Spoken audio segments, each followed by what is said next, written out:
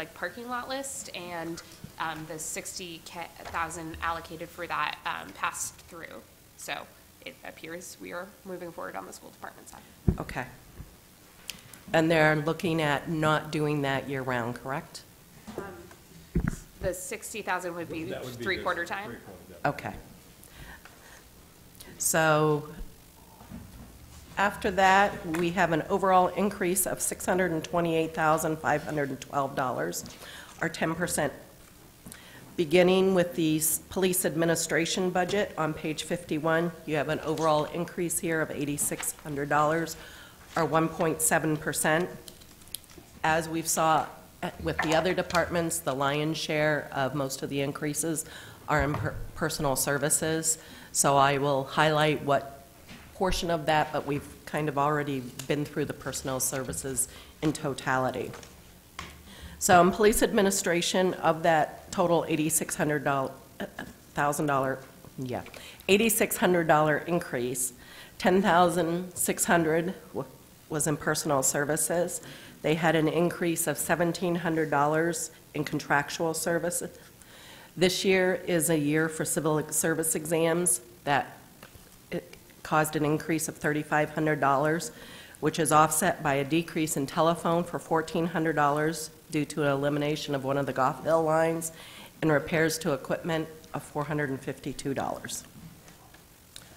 Supplies decreased by $1,600, and it was a decrease in gas attributed to the new lock-in rate.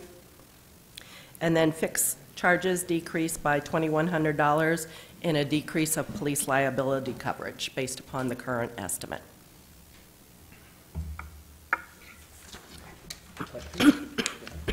Given the school committee's actions, I'd like to put the one-quarter time school resource officer on the list. Okay.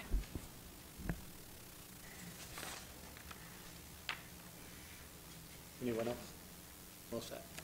Criminal investigation begins on the bottom of page 51 and continues to page 52. You have an overall increase there of $113,634, or 8.7%. Of that increase, $112,000 for a 746 represents the increase in wages, of which $91,000 reflects an adjustment in regular wages, and $21,300 reflects an increase in overtime. Contractual services were flat. Supplies rose by $1,000, and excuse me, you had an increase in departmental apparel of $2,200 based upon contract negotiations, which were offset by reductions in gas of about $900 and printing supplies by about $300. Fixed charges decreased by $150 based upon due estimates. Question?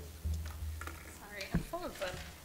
So I noticed, not just in this section, but a couple of that, the overtime has increased significantly. Could you speak to that, Chief? Yes, we need to have the chief explain that. Oh, Yeah, okay. no. I need to increase the overtime based on last year's instance that we had in the park. I probably have about $4,000 left in my overtime budget to finish out the rest of the fiscal year. I'm also going to be dealing with a significant loss of police officers. I have 3 officers that are going on military leave. They're already gone. 2 will be returning in February of 2020, and the 3rd one, I don't know when he's going to return. Obviously, I had the officer who was deceased. I just recently had another officer resign, and I have 2 more who have come to me and said they're going to be resigning to take jobs out of state as police officers.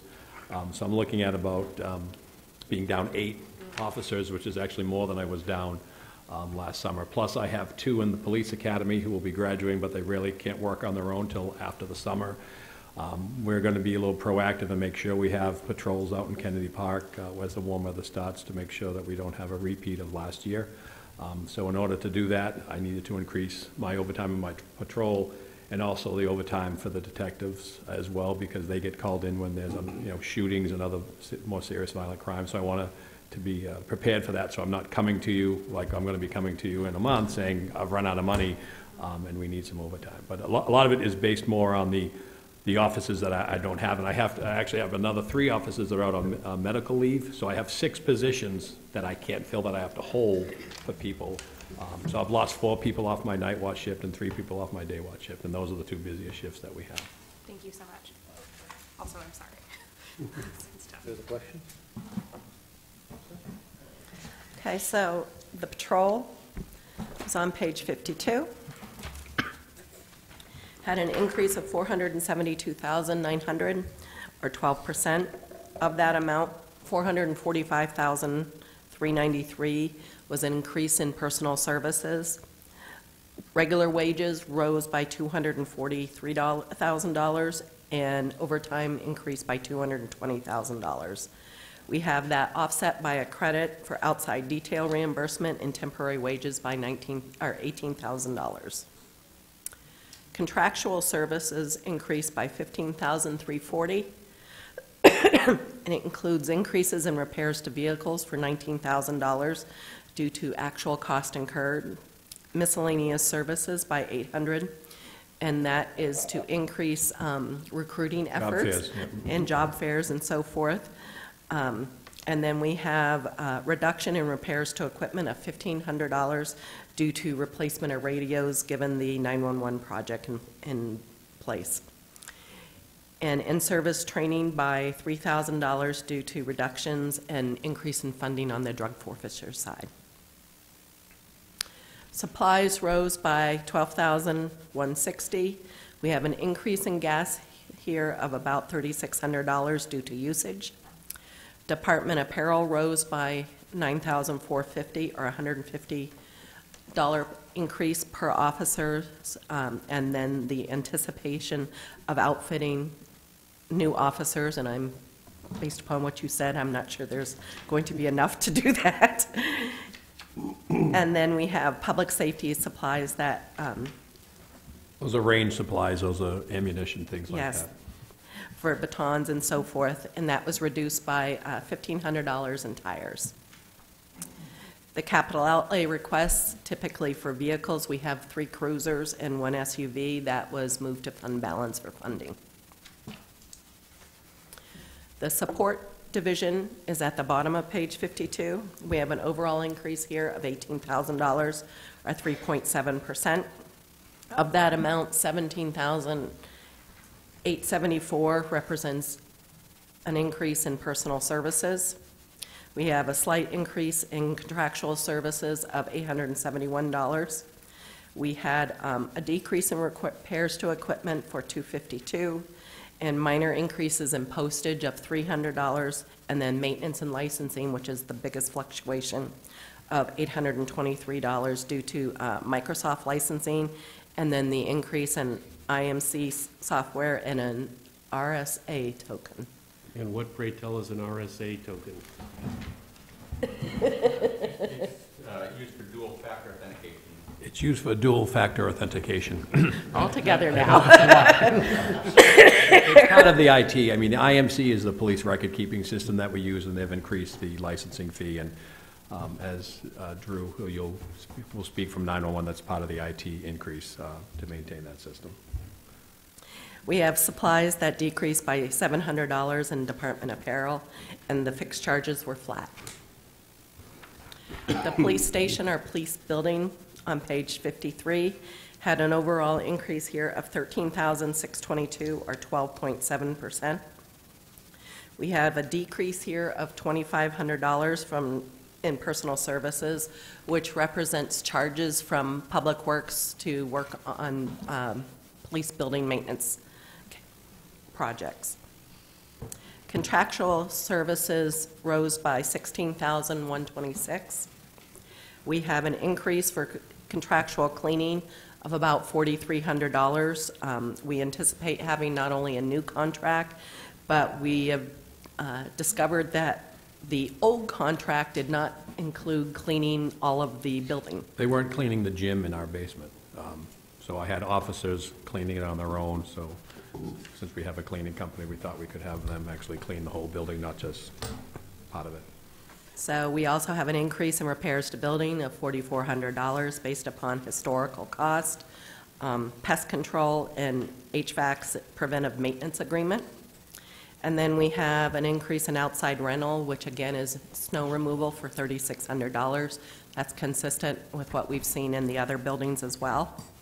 And an increase in utilities of $3,700, which represents the increase in CMP as well as just general usage charges.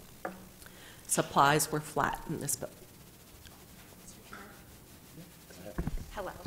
So there's a possibility of a new building coming online, correct? No, nope, I'm not going to ask those. A new police department? No, the Violations Bureau. Oh, yeah, transferring. that's a separate from this account. When we went, the very first workshop night, when we went through Public Works and Public Buildings, Is that where it was? it was in I've there. already asked this question, though. Great. Okay, it's okay. And then the animal control officer is on the bottom of page 53. Had an overall increase there of just shy of $1,700 or 1.7%. We had increase of $2,125 in personal services. Contractual services have been flat. I might add that the Humane Society assessment has locked in for another year, and that is probably at least 8+ years that they have maintained the $1.39 per capita based upon our current population. We had a decrease of $500 in supplies based upon usage. Questions? Comments. Looking at some of the percentage increases in personal services and hearing that there are a number of vacancies, and on my way here, I actually heard about the resignation that happened probably within the last couple of days. Well, I pulled one officer back from the police academy who was up there as a cadre, which means he's an instructor training to put him back on the road, and he's doing that. I was pulling this other officer back from the computer crimes bureau so I could get someone on the road, and then he decided to resign as opposed to going back to patrol. But looking at the bottom figure of 10%, I'm not interested in adding any new personnel. I think we have a challenge to replace the vacancies. Other questions? All set? So within the police department is the Drug Enforcement Fund, which is on page 54. Again, just a reminder, similarly to the recreation activity funds, as well as the TIF fund that I will be talking about later on tonight. This is considered a special revenue fund. It's dedicated funding sources. Any adjustments to this fund do not impact the tax rate. So you will look at that, and there are no personal services budgeted to the grant funds. We did have an increase in contractual service of $255, and we had a lot of offsetting fluctuations. So we had a decrease in repairs to buildings because the training room upgrade was done in the current year, so that was no longer needed, which offset increases in miscellaneous services for $1,500 for informant activities in the lead lines. Training of $8,700 for the CALIA conference. Supplies decreased by $12,288, and you had, again, offsetting fluctuations here. We have an increase in other supplies of $3,000 for a new canine dog, offset by decreases in public safety supplies of $15,000 for ammo baton purchases that were offset by the ballistic gear purchase last year. We bought a significant amount of those last year, so we have that decline this year as well. Capital outlay rose by $8,100 in office equipment for cruiser cameras, new lockers, and a wireless port in the downtown area. Questions from the committee? Go ahead, Councilor Martin. Recognizing that this is a fund, last year's budget is pretty much the same as this year's surplus or deficit being 85,000 versus 89, but it draws down on the fund balance from 126 to 114, correct? So Correct. if you were to spend exactly as budgeted, it would go from 126 to 114? Correct. What happens in the future? Can this go down to a point where we have to subsidize it? Or do we control the expenses so that in some of the future years, the revenues outpace the expenses?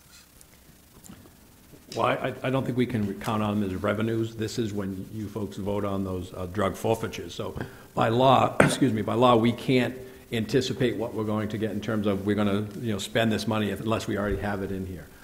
So it's an ongoing process when we get drug forfeitures. There's no, my officers are working right now on something that could result in a large, cash seizure, or it could not work out. So I can't say what's going to be there. But by law, we have to spend this money. We can't just hold on to it.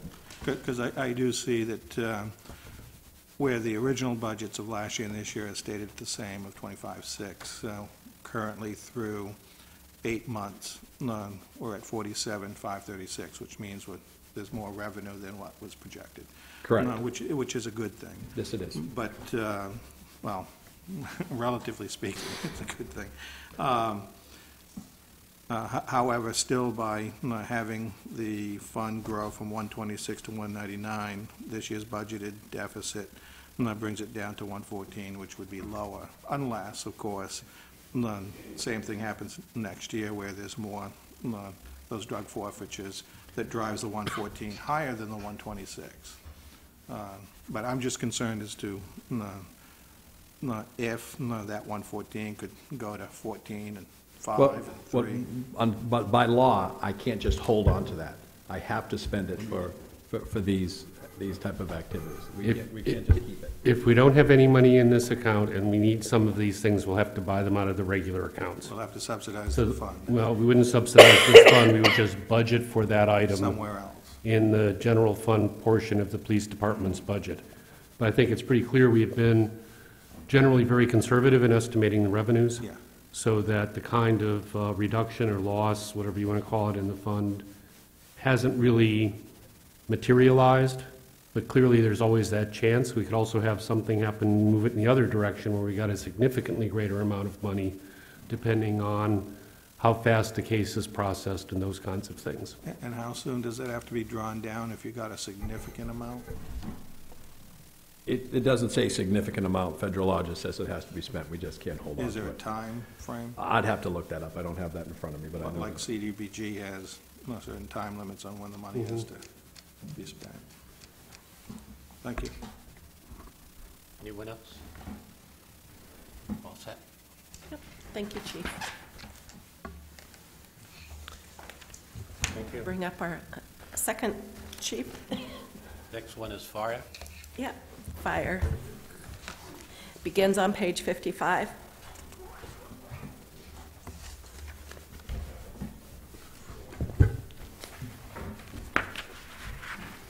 So there were two new program requests made in the fire department as well. One was a vehicle for the new assistant chief's position that was budgeted for $41,000, and then a new fire inspector's position. The overall fire department's budget rose by $300,422, or 4.7%. Fire administration begins on page 55. We have an overall increase here of $107,517, or 37.3%. Personal services increased by $95,657, and the salary for the new position is included in that, with a total cost, excuse me, a total cost of the new position just for the salary was $90,000. The whole all-in cost was $123,000. Contractual services increased by $7,900. We have an increase of maintenance and licensing of $73.55 due to the emergency reporting application and then the record management software purchased last year. The maintenance agreement was included in the first year, so now we need to start funding that. We have an increase in telephone for $476 for the new cell phone stipend and the line for the new position. Supplies rose by $3,800, and increases in all accounts are mostly attributed to the new position. So you have departmental payroll of $2,200, the individual payroll for $700. For the new deputy chief's uniform, we have a slight increase in printing, and then tires, which does not have to do with the new position, but is just needed.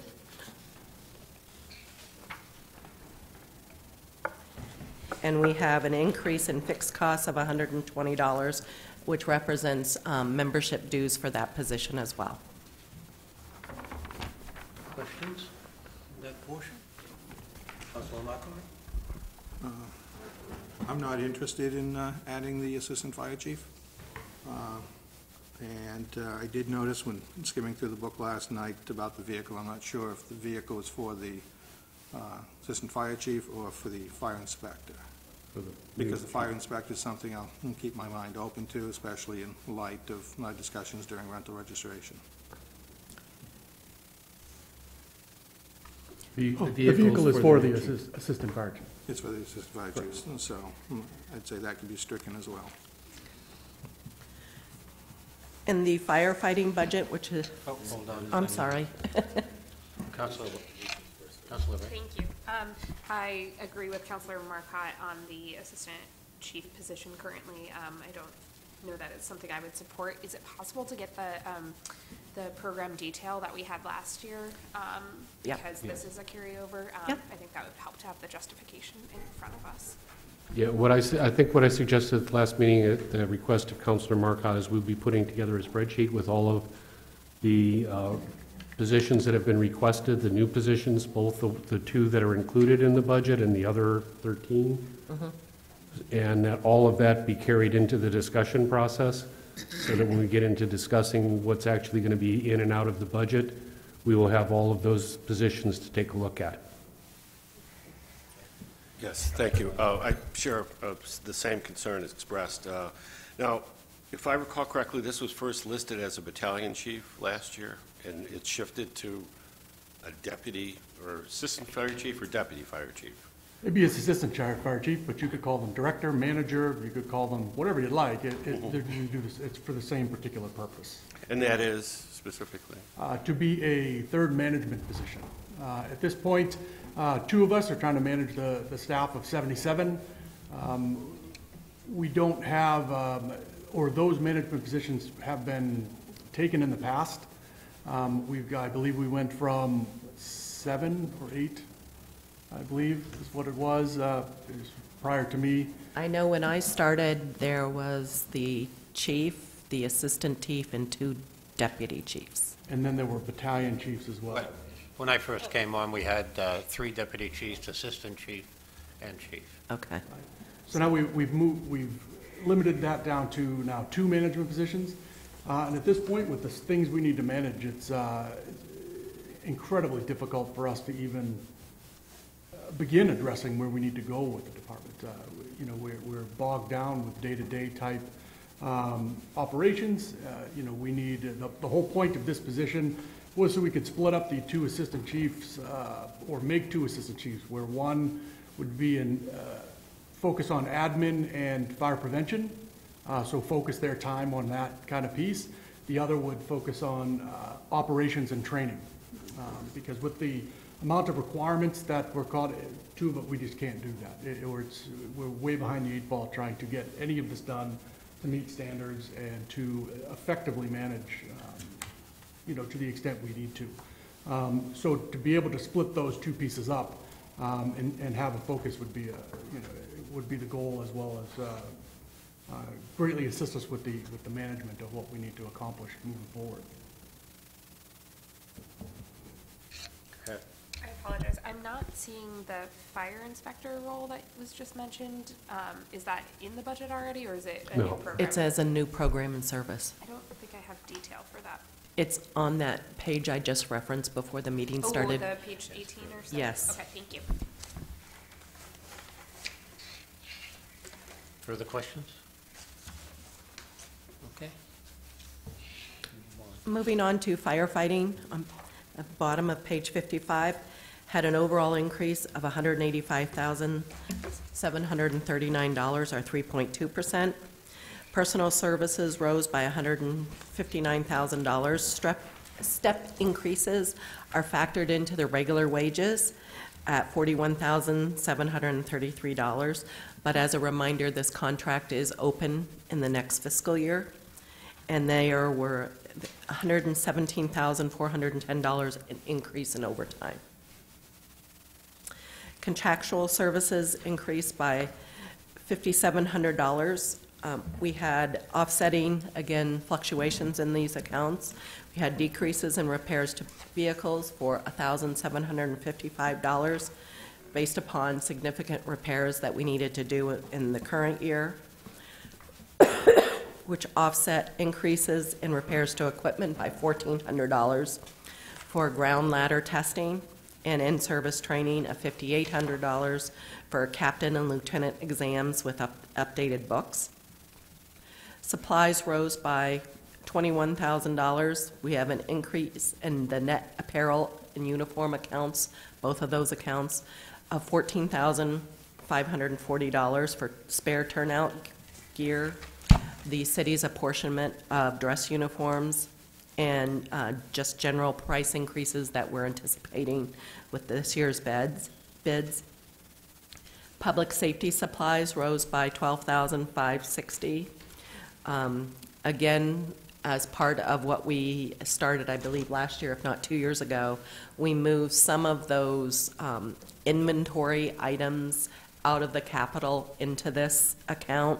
So like the valves, the foam, the hoses, all of that is now moved in here, as well as lighting and so forth. We have a decrease of $7,800 in tires based upon the 20 rear tires that we budgeted for the current year. We don't need to repeat that, hopefully. Questions? All set? Fire communication is on the middle of page 56. We have an overall decrease here of $310, or 0.4%. Again, offsetting increases and decreases. Personal services rose by $5,250, and that was offset by a decrease in contractual service by about $5,500, and that was all in repairs to equipment based upon the elimination of the radio warranty and historical usage with the new radio project. And we had a small decrease in supplies, which was all in gasoline. Fire prevention starts at the bottom of page 56 and continues to 57. We have an overall increase there of $2,800, or 1.8%. Of that amount, $2,948 were due to personal service increase, with the overtime being flat. Contractual service is essentially flat between adjustments for printing tenement forms and the repair accounts. And we had a minor decrease in supplies of $134. We are looking at funding some additional public safety supplies at $500 for fire scene floodlighting, which was offset by a reduction in educational supplies based upon usage. Questions? The fire stations come in at the bottom of page 57. We have an overall increase there of $4,662, or 5.7%. That is all in contractual services. We have increases in utilities of $3,100, fuel supplies of just shy of $1,200, and outside rental, again, for that snow removal, based upon a recent average of $400. Questions? All set? So at this point, I will invite, thank you, Chief, our 911 director up, and we will move to page 75. Thank you, Chief. Yes. Oh, okay. Then I'll stay. Welcome to stay. Thank you, Chief. Oops. Before we go any further, Chief Stockdale? Could you do us a favor, and I'll pass it by the committee first. Could you put something down in writing as to what the expectations of that extra assistant chief would be? You did mention training and so on and so forth. Absolutely. Being at the table, trying to relate something in comparison to putting down on paper as to what you actually need makes a difference. Certainly. So if you don't mind doing that, is that okay? Can we ask for the same for the fire inspector? It's just handwritten on the copy of detail that we got. We didn't. Yeah, that was a last-minute addition based on the recommendation that came from rental registration. Okay. It's the same with transit, so. Yeah, I will also tell you that that may not be total cost. We need to take a look at that again, because there's an issue about whether, we, as Councilor Marcotte mentioned, whether we might need another vehicle, those kinds of things. So we'll need to take a look at that and try to put together a more complete picture. And again, I apologize, but that came out after all of the budgets had been handed in and about 2 minutes before the final was going to be printed. I'll put all that together. Thank you. Both for the fire inspector and for the... Very good. Thank you, Chief. Thank you, Chief. So 911 is part of our intergovernmental agencies on page 75. You will see in this particular year, we had an overall increase of $503, which amounts to essentially a 0% increase. However, when you look at the chiefs, the directors, he'll always be a chief to me apparently. His budget was based upon a late adjustment that was required by the city of Auburn last year. We had already adopted our budget, and it impacted the current budget by $10,735. So it's showing, because we budgeted it at the higher amount, we are showing a smaller increase than obviously the city of Auburn are in the director's budget report. We have that amount of money to work with. One of the things that will be on my proposed list is to potentially bring that amount of money back as an adjustment to carry forward to next year and use that to pay down the tax rate. Questions? No? All set? We're all set, Ken?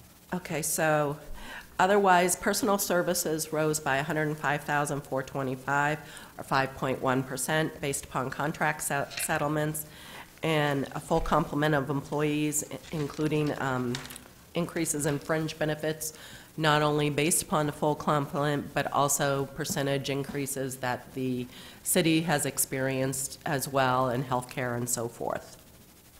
Contractual services decreased by $25,000, or 13%.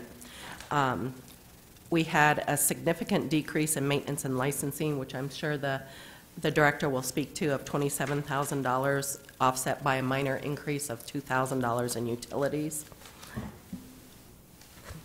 Okay, would you like to talk about the impact of the maintenance and licensing? So for each of the police and fire budgets, the maintenance and licensing was reduced because we're proposing to not fund the warranty for the current mobile radios that are in both the police and fire departments' inventories, and that licensing comes through our budget, so essentially for all of the agencies. So we're proposing, given that we're going to be investing in a new radio system, that we not warranty or pay for warranty for radios that we think that we can manage the cost of replacement or repair within the current budget with our repairs to equipment. Thank you. Questions from anyone? No? Yes, Councilor Marcotte. Yeah, obviously trying to follow that with the different formats wasn't too easy. Looking at the detail that was provided from Lewiston 911, I did like, and I've probably seen this historically, some of the detail that was below each of the accounts, such as just looking at the third page in account number 45500 office equipment, and then having a paragraph at the bottom of that sheet. I find that very, very helpful. Although trying to follow the roll-up of the numbers, they just weren't there. But I'm very happy to see the rate of increase, 0. And where does the radios that we've been discussing for a year come in? So one of the next items I was going to discuss is the decrease in debt service. So that's a good kind of segue into your question. So right now, there was almost a $61,000 decrease in debt service. The two city administrators have agreed that both of the cities will retain the debt service for the radio projects, rather than kind of passing it on to turn around and increase the budget to turn around and pay the debt service. We're going to keep it on our books. So having said that, before this decision was made in the FY19 budget, there was just shy of $41,000 worth of projected interest that was budgeted in 911. That is another option of $20,000 coming back. It's a little under $41,000 or $20,000 per municipality that will be available to the two cities.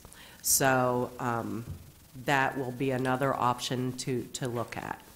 But Councilor Marcotte, I believe the director is getting ready to kind of bring the recommendation to the 911 committee. Correct. So the RFP or the proposals have been submitted. We received proposals from 3 vendors. Our review committee, internal review committee, has almost completed their work.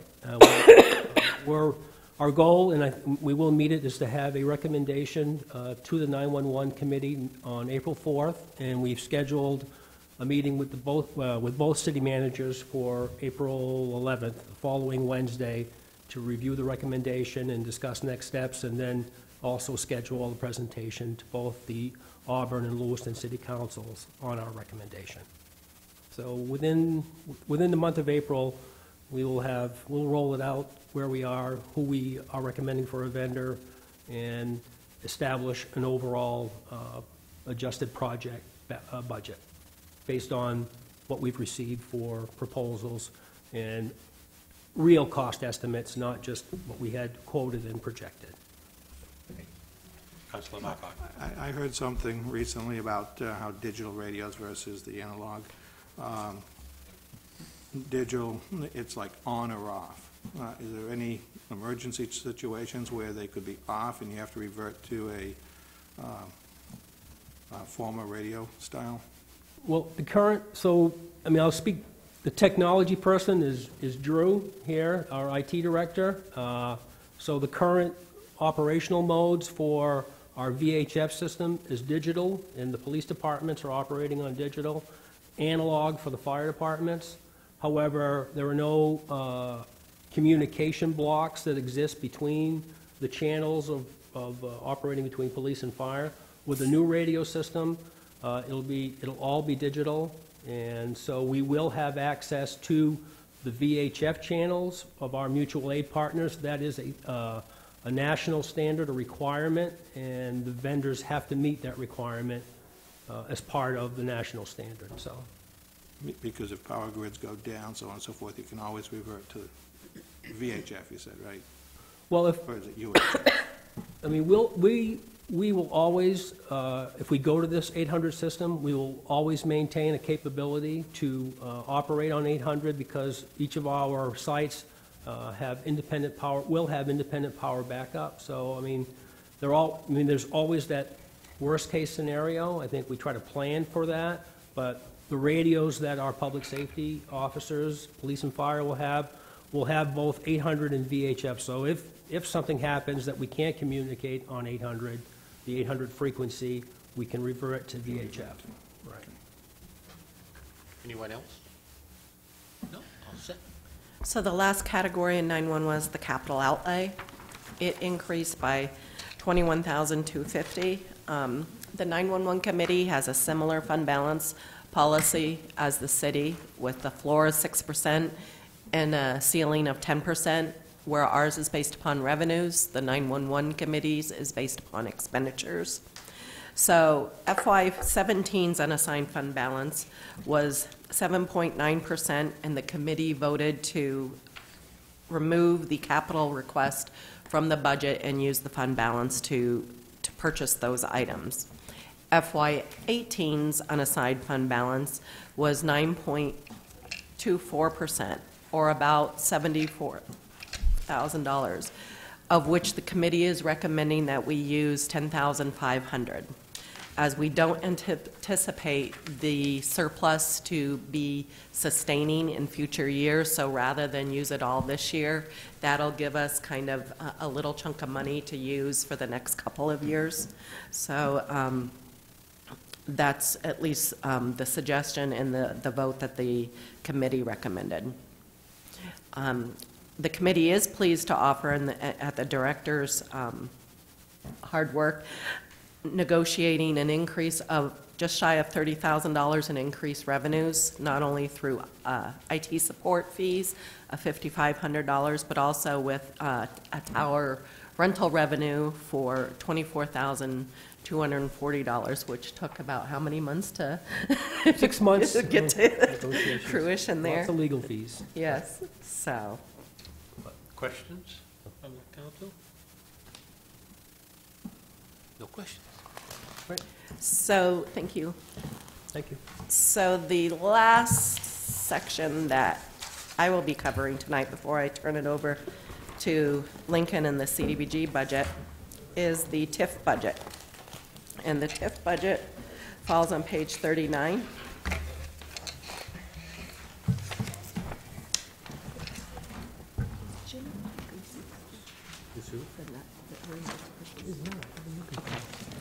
Well, I can't tell.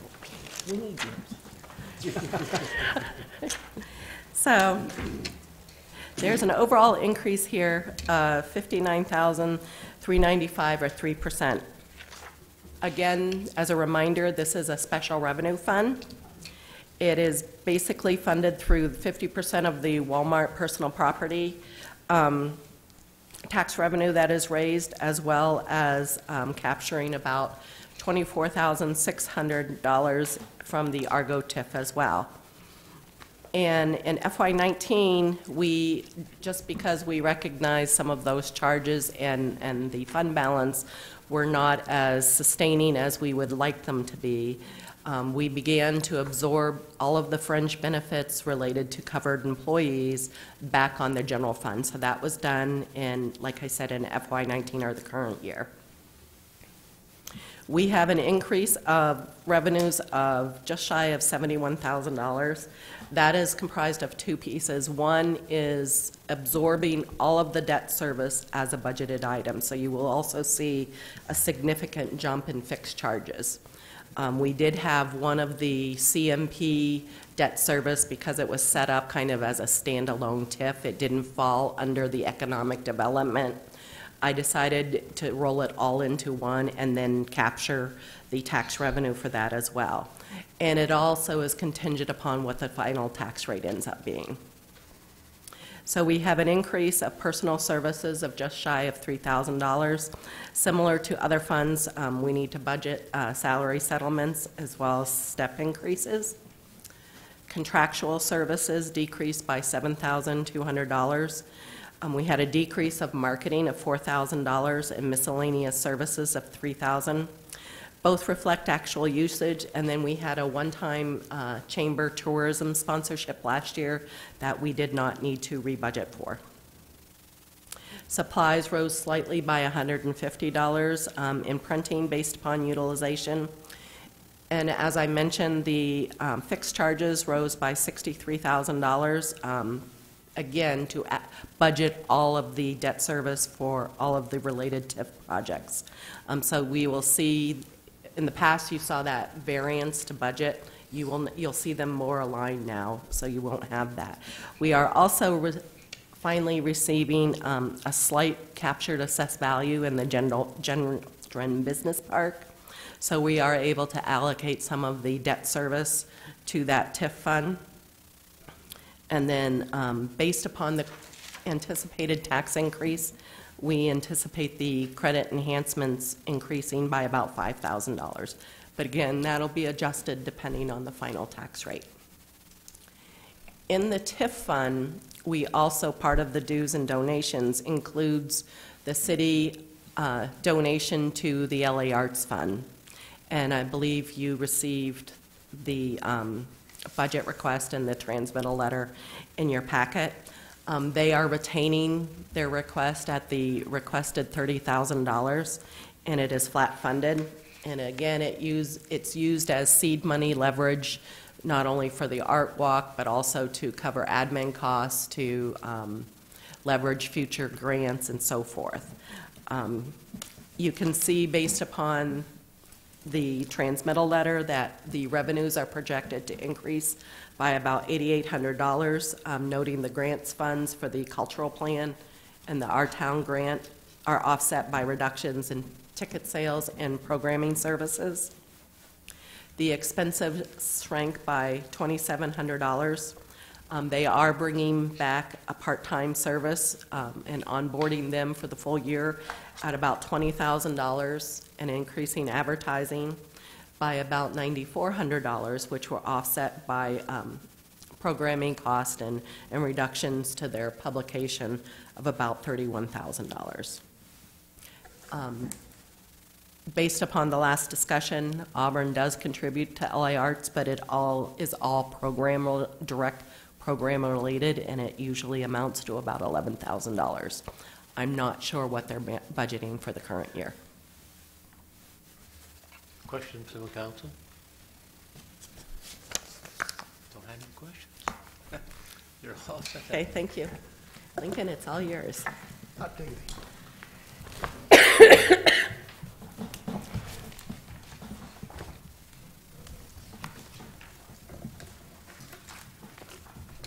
Thank you, Heather. Sure, yeah, we'll have Pauline will be joining us as well, I believe.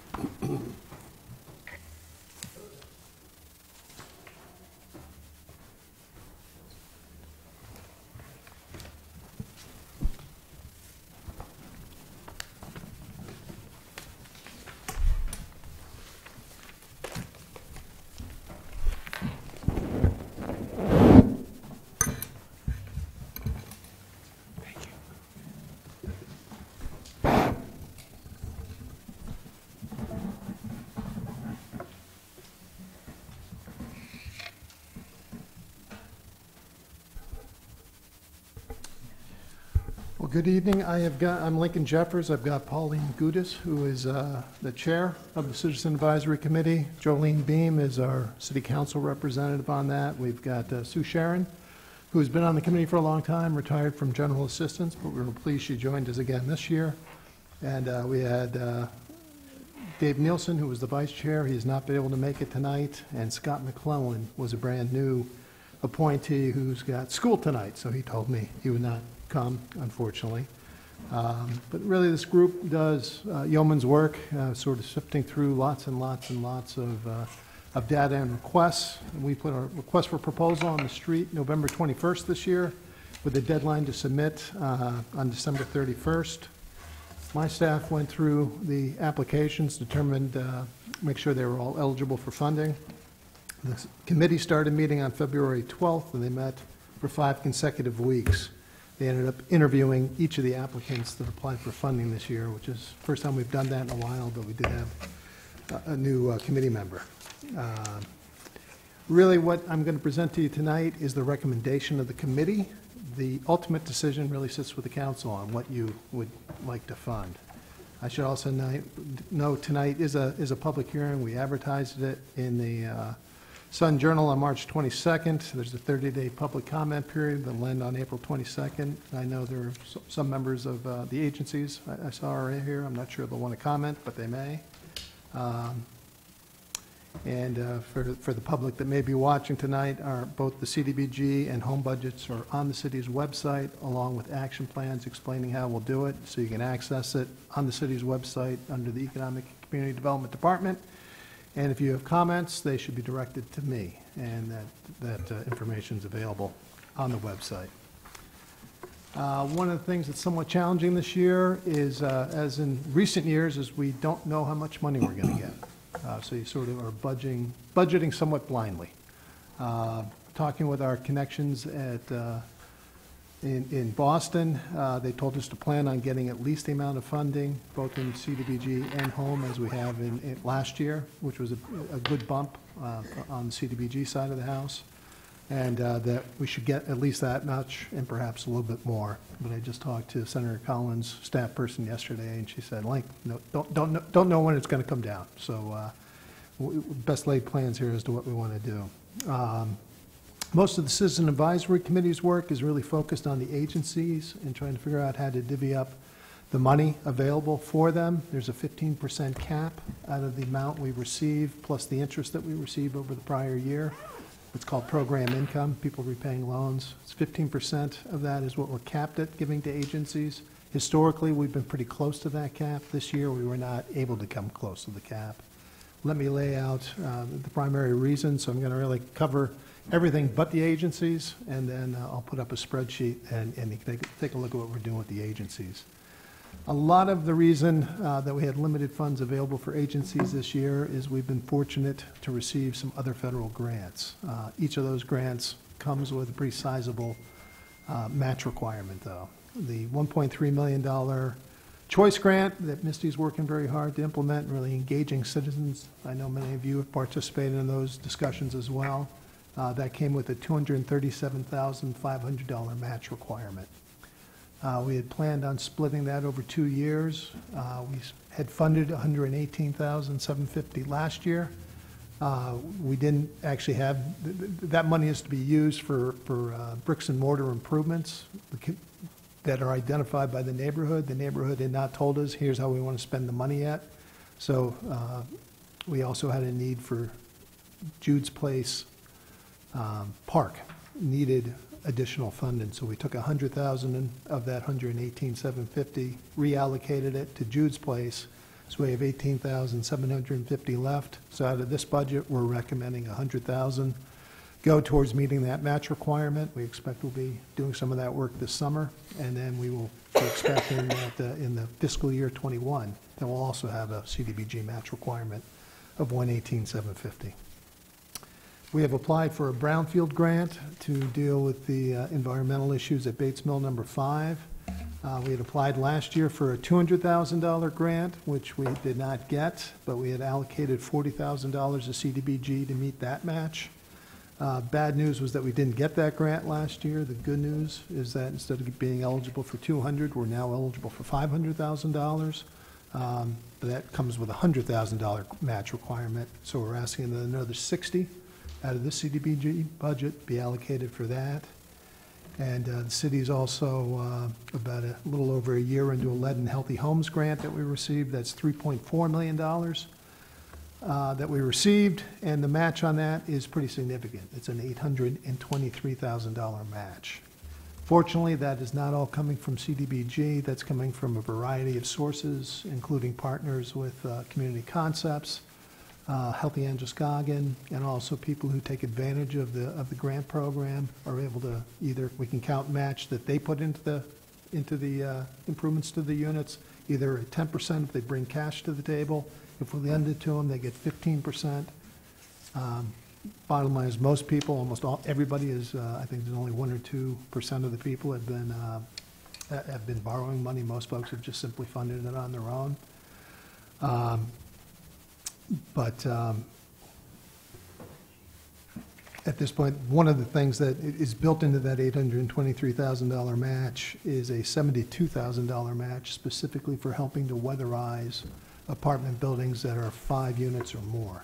So out of that $72,000, we are asking for $55,000 be allocated to helping meet that match requirement in this coming year.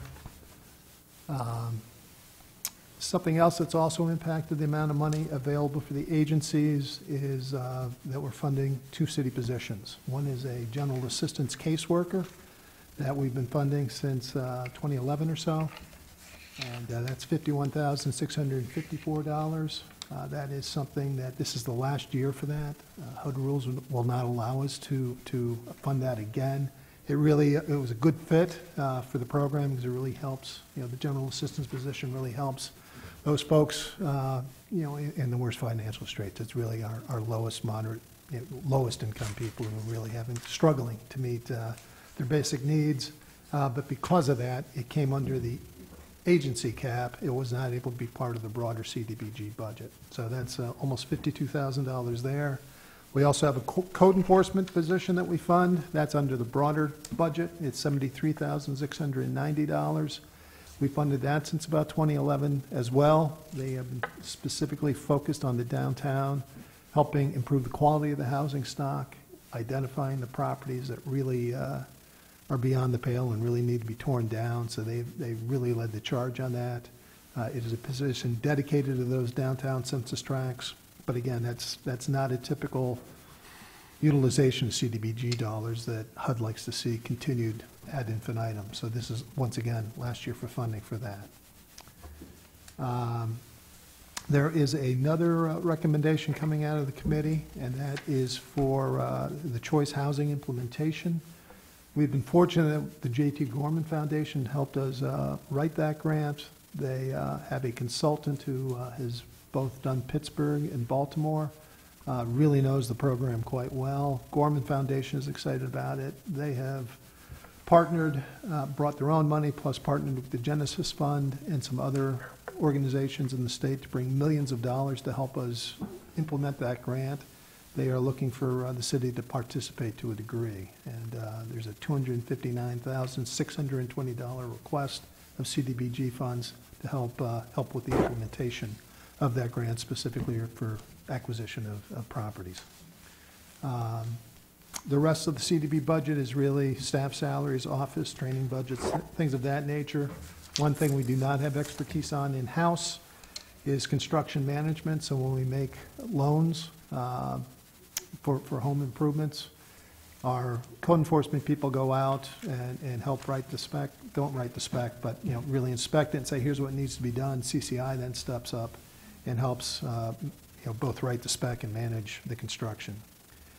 We've got 2 studies that we need to do this year. We're in the last year of our consolidated plan. It's a 5-year planning process. This is the last year of it.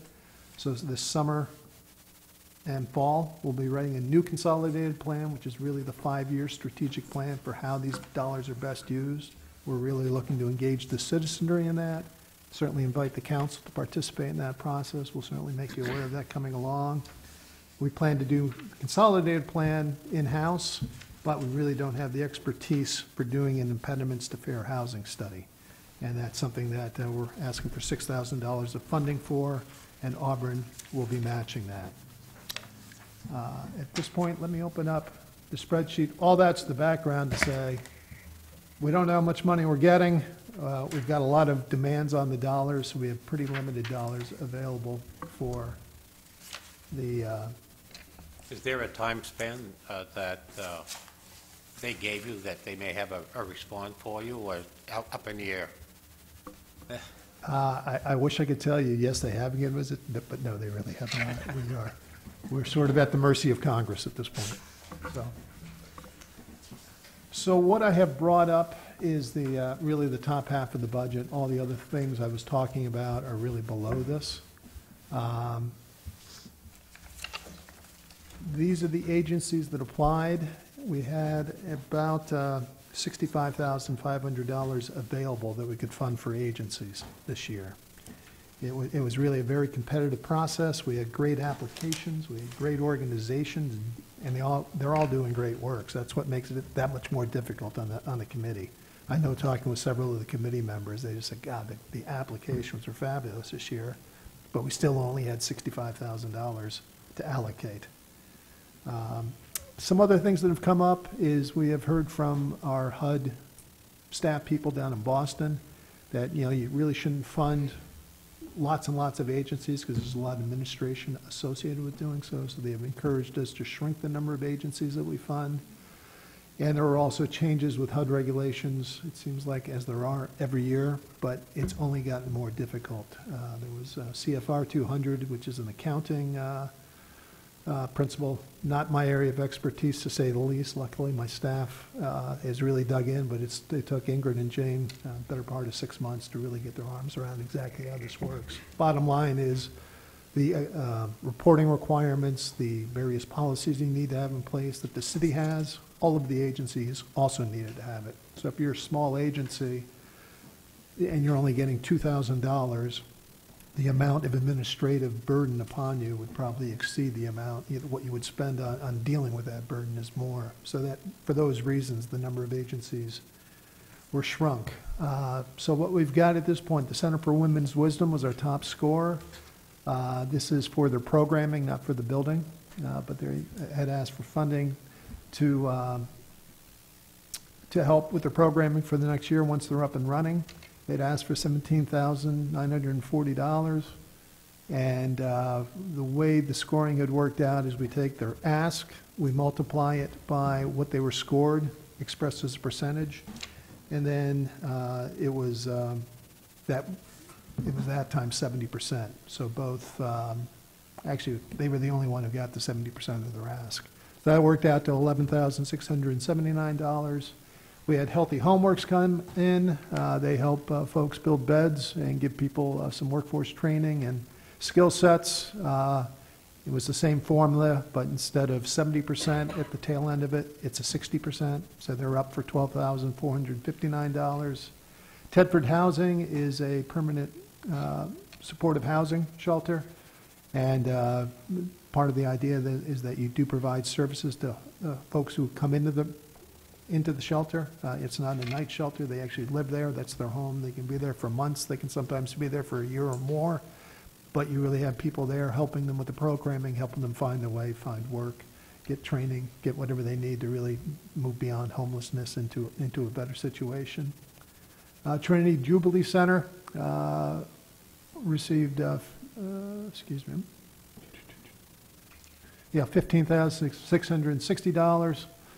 They are at that 6% match as well. That's really helping our homeless population and again, giving them supportive services. Promises, which is our early Head Start program, is recommended for $8,010 of funding. And Lewiston Adult Ed, who is doing work getting folks ready to get out into the workforce. And so at $13,134 recommended for funding. Anybody below that was not recommended for funding. It was, as I say, it was really a challenging year. One of the things we also need to do with that uncertainty as to whether we're going to get more money or less is if we get a higher allocation. The HUD has asked that we sort of have a plan in our back pocket. So what the committee had recommended is if we get more money, let's fund the same agencies that are already recommended for funding and just give them as much of that additional funds as we can up to the cap. If there is more money that comes in where we can't fund, if we get, let's say we get $200,000 more than we expect, we wouldn't be able to fund these folks up to that. We could take them up to the agency cap, but we'd still have money left over, and they would ask that that money be used to help with the choice implementation grant, which is the second one. That's the one trying to help with the whatever the neighborhood recommends for improvements. That's where that second part would go. If there's a lower allocation, they would ask that they recommend that the committee reduce the funding on a proportional basis to the agencies. And if we get an incredibly big reduction, we will really need to get the committee back together to talk about it. Pauline, do you have anything? Council have any questions about how we came to this decision? It wasn't a very pleasant meeting. I mean, people are very passionate about agencies. It's a lot of work. I mean, it was, I can't think of one agency that came in front of us that wasn't worthwhile. But the problem is just like when you sit here and do the budget, you have to make those tough decisions. I mean, we could do a lot more, and I'll open up the door, if you folks would not fund the GA position, which is something that you're not likely to do. That would allow other agencies to be funded, but in this day and age, it's almost impossible.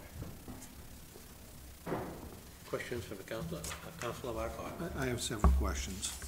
Some of them are definitions, and how was the scoring done? What was the threshold of the scoring last year versus this year? Last year, it looks like they went down to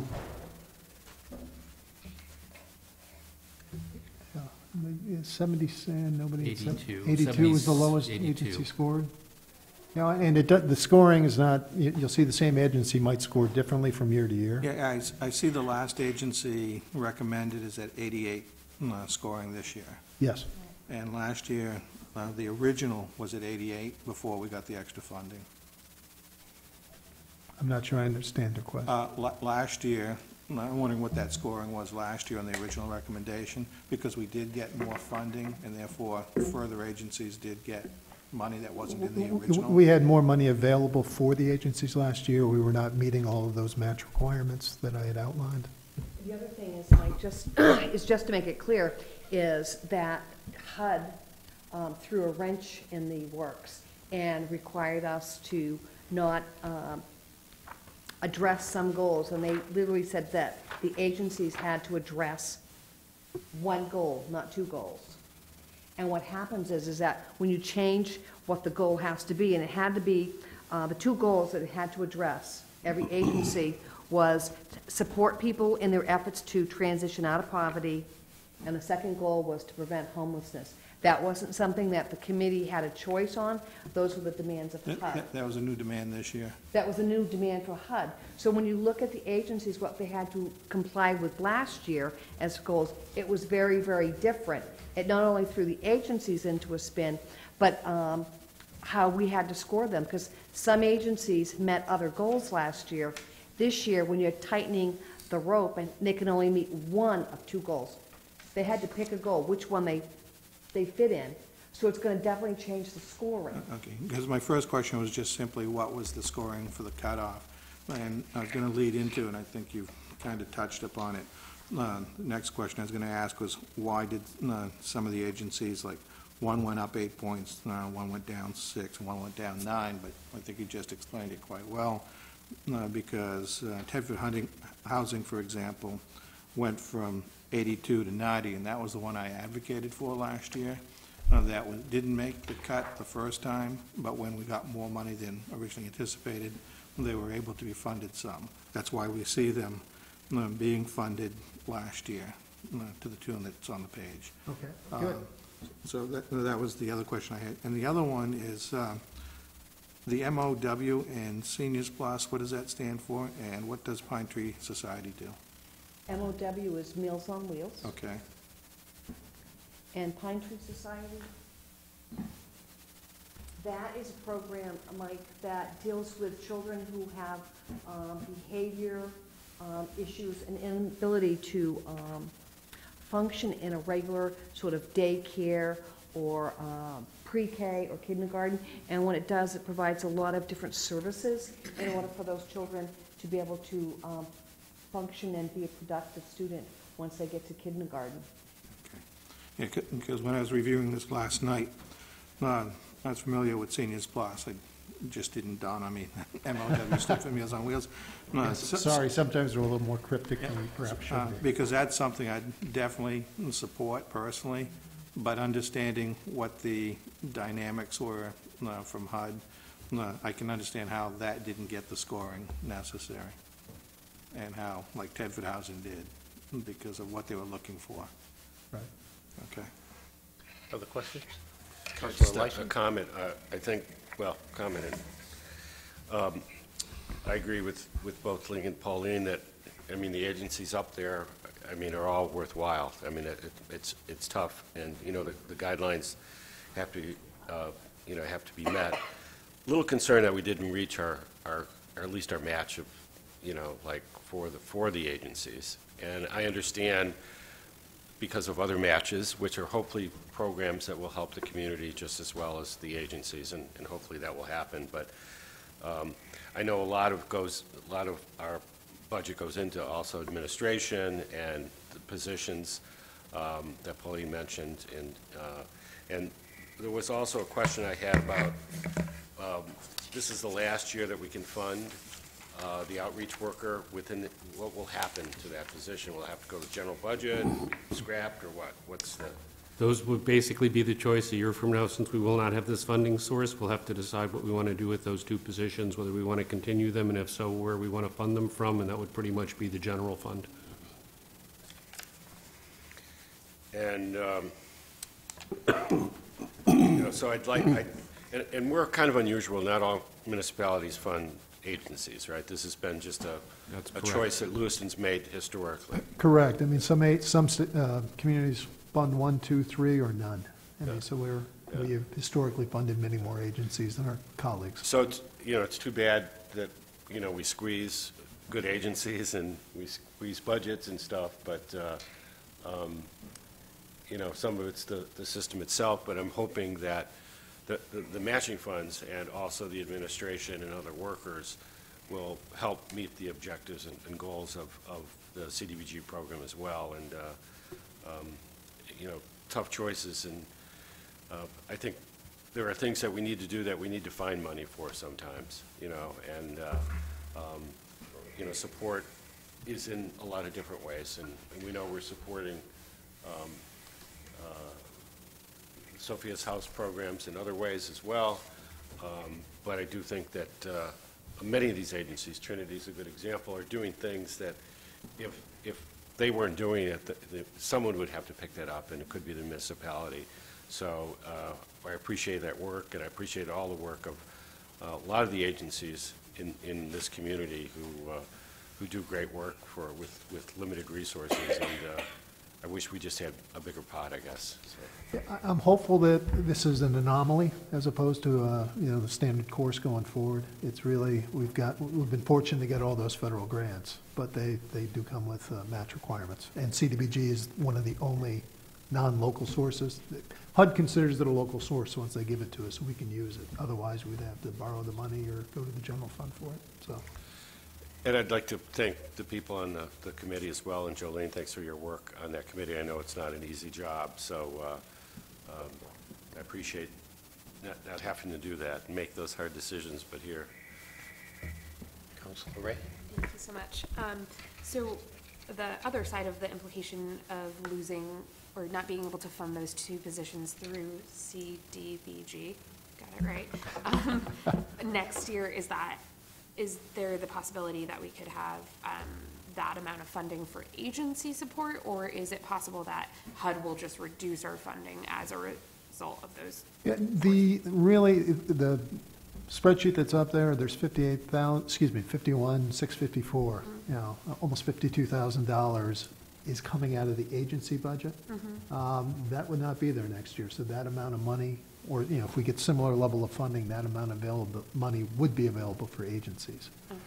The only cap on it is you're only allowed 15% of however much you receive, plus the amount of program income you expect to receive in that coming year. So that's the only cap. But bottom line is you'd probably have about 52,000 more just available trying to predict at a minimum. Year, yeah. The other thing, Alicia, the Healthy Homeworks, when they did their presentation, Amy Smith, who runs the program, stated that she thought that this would be the last year that they'd be coming in front of the Community Development Block Grant. She was hoping to be self-sufficient, being able to, with selling their beds, because they do programming in that respect, that they'd be able to keep their program going without coming. So that would free up, what, almost $13,000. That's great. Yeah. And then I also just want to thank you all for your work on this. It's never easy making these tough decisions, but I do think it's so right that funding fewer agencies at a little bit of a higher level is really smart in terms of startup cost, and hopefully they can come back with more sustainable models like we just heard about. So you need to do homes. I'm just going to reiterate how hard it was. But I don't think HUD was very helpful in throwing that wrench at us and the agencies, because they changed the rules after some agencies had already applied. So those agencies had to come back and quickly redo their applications. That was a lot of work for them. And we had to redo our score sheet that we use to try to be as objective as possible. There's some subjectivity to it too. But, so that was difficult because we had to do that quickly before we did all of our, so it was really, really hard. I hope they don't do that again. And I was going to say, the happy thing is Healthy Homeworks that we've been giving money to for a couple of years, all of a sudden they're taking off next year. They're pretty sure they're going to be able to handle that by themselves. And another happy thing is that the Center for Wisdom's Women has, I don't know if I guess they've hired Amy from Healthy Homeworks, right? She's going to be working with them? The Healthy Homeworks is going to be providing the beds for Sophia's house. And also helping them to, With with the training some of their work. So I think to take one healthy organization that's done really well to help another organization to. As I understand the process is that those people who might be living in Sophia's house can help and volunteer, and they can earn a bed for themselves. Yes, for they will the do location, that, yes. And train in doing that. And Yeah. I know they also employ a lot of asylum seekers who aren't allowed to do anything but volunteer work.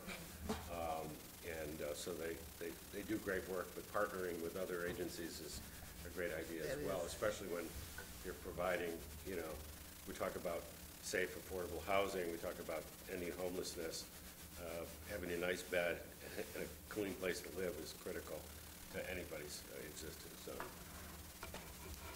Any further questions?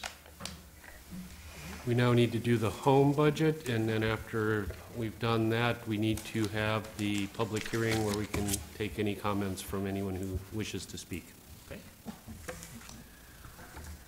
So under home, Lewiston and Auburn are together as a consortium on this individually. Neither one of us would qualify to be able to qualify for home dollars.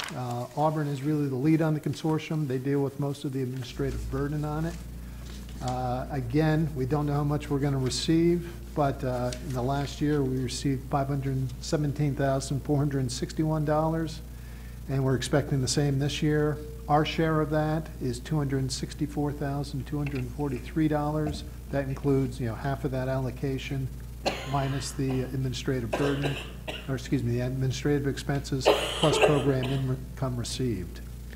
One nice thing about the home budget is that funds that are unspent in one category each year can be reallocated at this time of year to another budget category. At this point, we are recommending that $25,000 go to the Home Buyer Assistance Program. This is one that allows, it's really to work with people who want to buy homes, low-income people looking to buy homes. So they have to income qualify, but it gives them a 5-to-1 match. For every dollar that they save towards their down payment, we'll match it with up to $5,000 on our side. Plus, we provide funds to help them with closing costs. So it's about, we expect three recipients to be able to take advantage of this. Folks in that program also need to get home buyer education. So it's a pretty well-developed program. It's always a risk for a low-income person to buy a home. We want to make sure that they know exactly what they're getting into, what it takes to be a good homeowner, so they can keep it and have a good home. We also are looking to fund $24,084 for homeowner rehabilitation. You'll see this was a significant drop from $111,720 last year. The reason we're looking to do less from home here is that the regulatory burden associated with this for a simple homeowner rehab, the burden, what we need to do, is just as large as when we're doing a $9 million new affordable housing, workforce housing project. So we're thinking, okay, a little bit of money there, but we'll probably fund homeowner rehab on our CDBG side of the house, which has less of a regulatory burden. We've had a security deposit program, which is used for folks who are either homeless or at risk of being homeless. So we provide a security deposit to help them get into new housing. That's $17,000 that we recommend for funding. And there's a new program that we really launched last year, but it didn't quite get its legs under it. And again, when the Federal Department of Housing and Urban Development reviewed it, part of the program, this was really a brainchild of Sue Sharon's, it started in Auburn, and I think Sue improved upon it, was saying not only that the program's designed to help keep families that are at risk of being homeless, keep them in the same school system. So under the staying home rental assistance, it would actually work like a Section 8 certificate, being paid with home dollars. It's not a long-term Section 8 certificate. It's just for a 2-year time frame, but it's really looking to keep those families so they can have stability, the kids can stay in the same school system.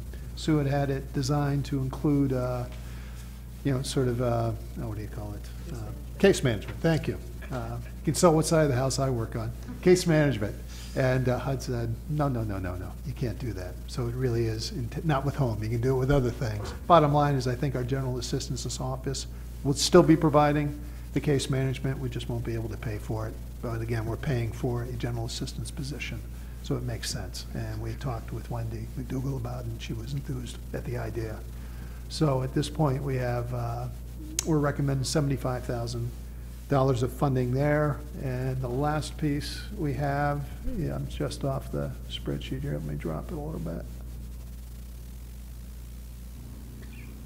is for another rental housing project similar to what we have done with the Hartley block, the lofts at Bates Mill. Home dollars help us leverage those sort of investments. We cannot dedicate dollars at this point, but Avesta's in the works, and we'd just like to have the money available in the budget if you folks choose to allocate dollars to them. So there's $340,000 recommended towards that. And with that, I would open it up to questions on the home budget. Questions from the council? Councilor Vaca? I was trying to follow, and it took me a while before I got to where you were. You had initially said something about a $517,416. Where does that number come from? That is what we got last year. I pulled that actually from we get the allocation each year, what we get for CDBG dollars and what we get for home dollars. It's listed under home. So it's what home is given to Auburn. We then split it. It includes Auburn? It includes Auburn. Okay. And 10% is used for administration. They get the first 3% purely for their additional burden, and then we split the remaining 7%. And from the portion that we split that we received, we had $234,000 left over? Carry over 234. From this current year that we're in, yes. Okay. And that's how it gets to 498,371. Right. Okay. It's a combination of the new allocation plus any funds carried over. And program income. You see, program- that was and one thing program I did income. not include in my memo, but I should have. Is that so it's And I was wondering about the years at the top, and I'm not sure what FFY stands for, but Federal fiscal. federal fiscal. yeah, Okay, their that's federal why it's fiscal is different from ours. And that's why it's 18 and 19 as opposed Yes. to 19 and 20. They Yes. like to keep it confusing for us. And their year ends October? September 30th. Yep. Oh, set, Councilor Vaca? Anyone else on the council? No further questions? As far as So I can now see. we need to open it for the public. Do you have any public comments? Please step up to the podium.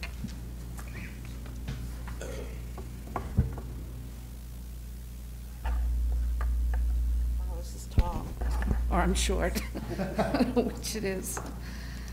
Good evening, members of the council. I actually have copies of my comments, which I will leave with you. We're here tonight to speak to the CDBG funding recommendations. My name is Betsy Sawyer-Mantor. I'm the CEO at Seniors Plus. As part of my job is to try to ensure that we meet our match requirements. Accompanying me tonight is Holly Zielinski. She's our Chief Operating Officer. First of all, I'd like to thank the City of Lewiston for the number of years of support that you've afforded us. It's been a great partnership. While our request this year was specifically for Meals on Wheels, I believe it would be helpful for you to understand our contribution to the City of Lewiston. In the last year, Seniors Plus served 2,514 Lewiston residents with a total of 47,198 units of service. This was a value of $540,578. Of those served, 691 of them received nutrition services. That's that Meals on Wheels program. 39,130 meals were delivered to their home, or they went to a social dining site. This is valued at $339,355.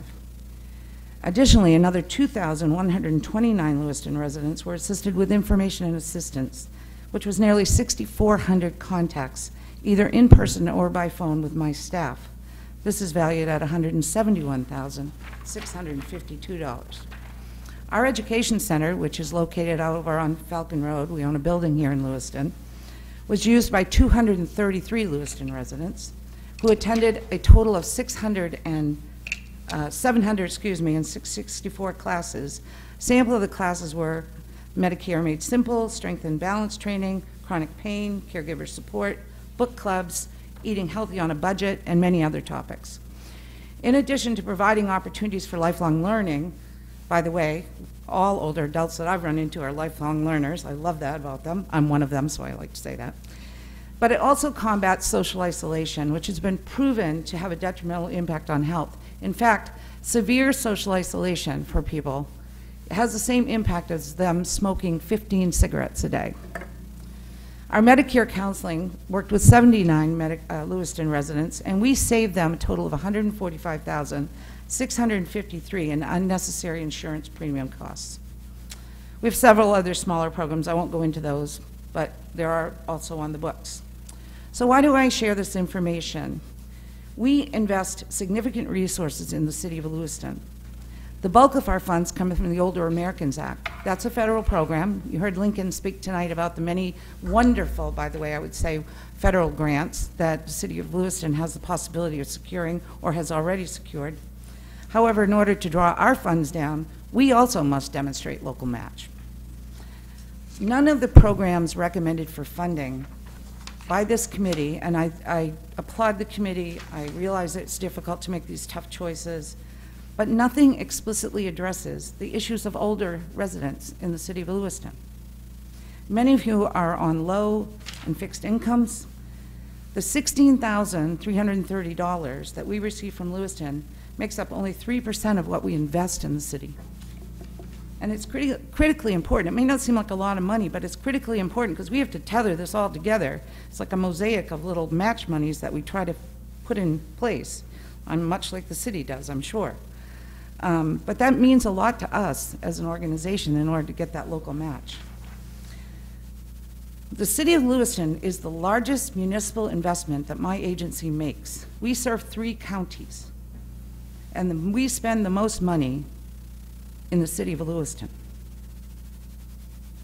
While you consider zeroing out our CDBG budget, we'd like to know, is there another city mechanism that we could be funded under? We go and do municipal fundraising all over the 3-county area.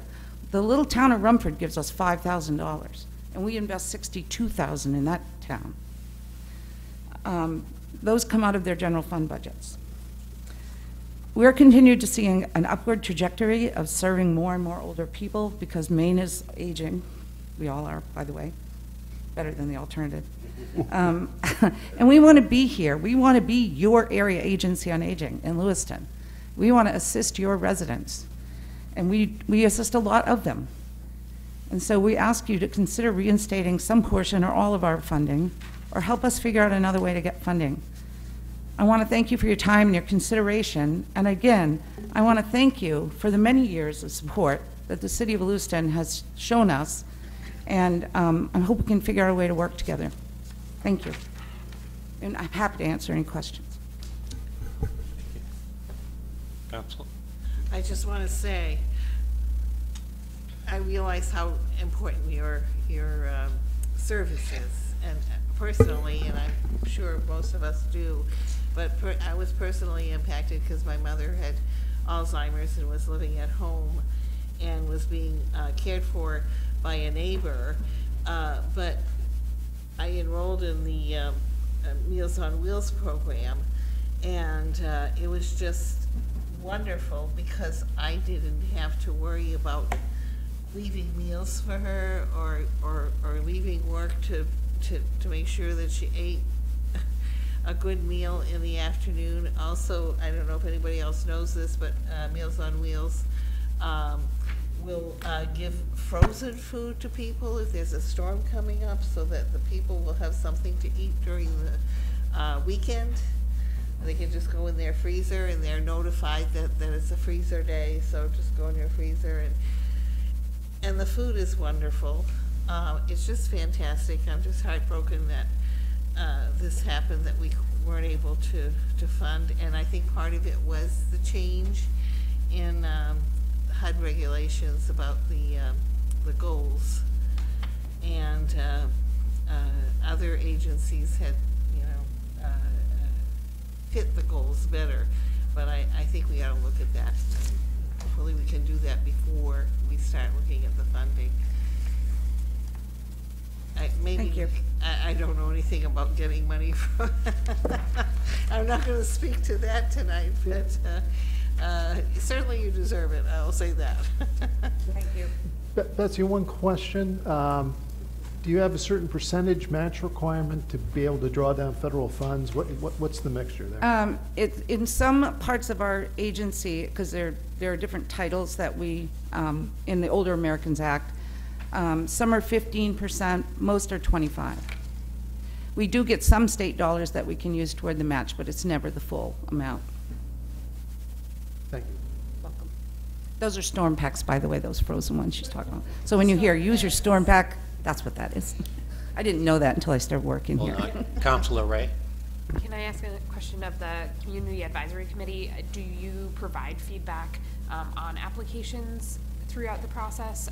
Like this is a part that you could have strengthened, or that sort of feedback? No. Pauline might be the better one. I mean, really during the process, our staff reviews and make sure that they meet the criteria they need to be eligible for funding. Okay. And when they get in front of the committee asks them questions, but it's not really the role of the committee to coach them. It's like, here's the application, give it your best shot. But we need to, and after I frequently will get requests from agencies afterwards, especially those that did not, who scored lower, saying, can I see the scoring? How do we get there? Do you share the rubric? Well, yeah, I do. Okay, I mean, it's it's blind. They don't know who scored what, but I'll share. Here's the scores you received. Here's where you may have been missed the mark. So try to give some direction. If I may, I think you both alluded to, this was a difficult year because they changed the rules midstream. We had already put our application in, understanding that we would probably be funded under basic needs, which is what we had been funded for in other years. And we actually are one of those agencies where we got a call from maybe Jane that said, you got to resubmit because they changed the rules. And, I certainly sympathize with city staff that, no one wants to change horses in midstream, but we were afforded the opportunity to resubmit our application based on the new rules. So I just want to be clear that was afforded to us. Thank you. Oh, I'm sorry. Thank you. Councilor License. Knowing that we probably can't fund this through CDBG currently the way it is, maybe we can have people put their heads together about how we might. It seems this is the program that we funded significantly, and then all of a sudden it's zeroed out. The rest that scored around or below are either new programs or were not funded very significantly, just small amounts of money, which I understand we've changed the philosophy there. So I just think that, and I don't know anyone else providing the service too, right? So, and it is reaching seniors that are of need. So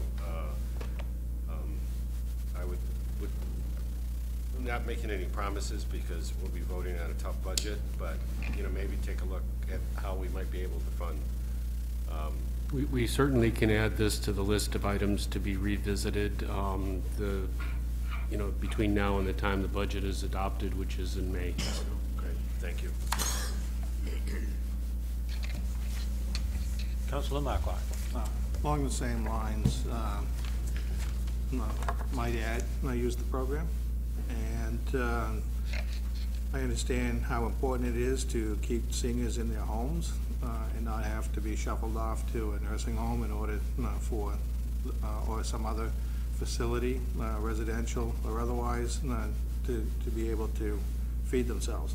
And like Councilor Lyson said, it is a shame that it's something that we funded seriously in the past, and all of a sudden it goes away. Again, I alluded to last year when I wanted Tedford housing to be funded, and we got more money, and somehow it was allowed to be funded as a result, as well as a few other agencies. I'm just wondering, because they scored in '86, and I assume that new does not get considered. Maybe I'm wrong, but if that's true, that means that Pine Tree Society and Seniors Plus Meals on Wheels could get funded. I don't know what the funding was that we received last year, more than we initially anticipated, and how that would translate to a $16,000 level. But and I thought the administrator was about to suggest that there's also a category of asks to the city. Yes, that Is that what you were referring yes, to? we do get requests for outside assistance from the city, separate from the CDBG program. So, for example, the snowmobile folks for trail grooming. Most of those requests are in-kind requests for city staff services to assist them with events. There are, I think, only 2 or 3. There's a snowmobile club and the 4th of July fireworks that we support. I think those are the only 2, but we will have a separate discussion. I don't remember which of our budget meetings, but there's one coming up where we will look at the requests we've received. There are also other funding requests that come in through that mechanism that we have traditionally not funded. Yeah, and as you were saying that, I remembered that there were some requests for straight-out cash, and we pretty much straight-out said no. That's pretty much the case, yes. The in-kind services, we allowed Right. some, but Right. straight-out cash was no. And Councilor Marcotte, as far as the increase in funding, Yeah. fiscal year 18, it was 800,800 that we received. Last year, we got 893,000. So it was about a 5%, 12% increase. So we got about $92,000 more than we, Yeah, actually, 93,000, more or less, round Yep. numbers. Yep.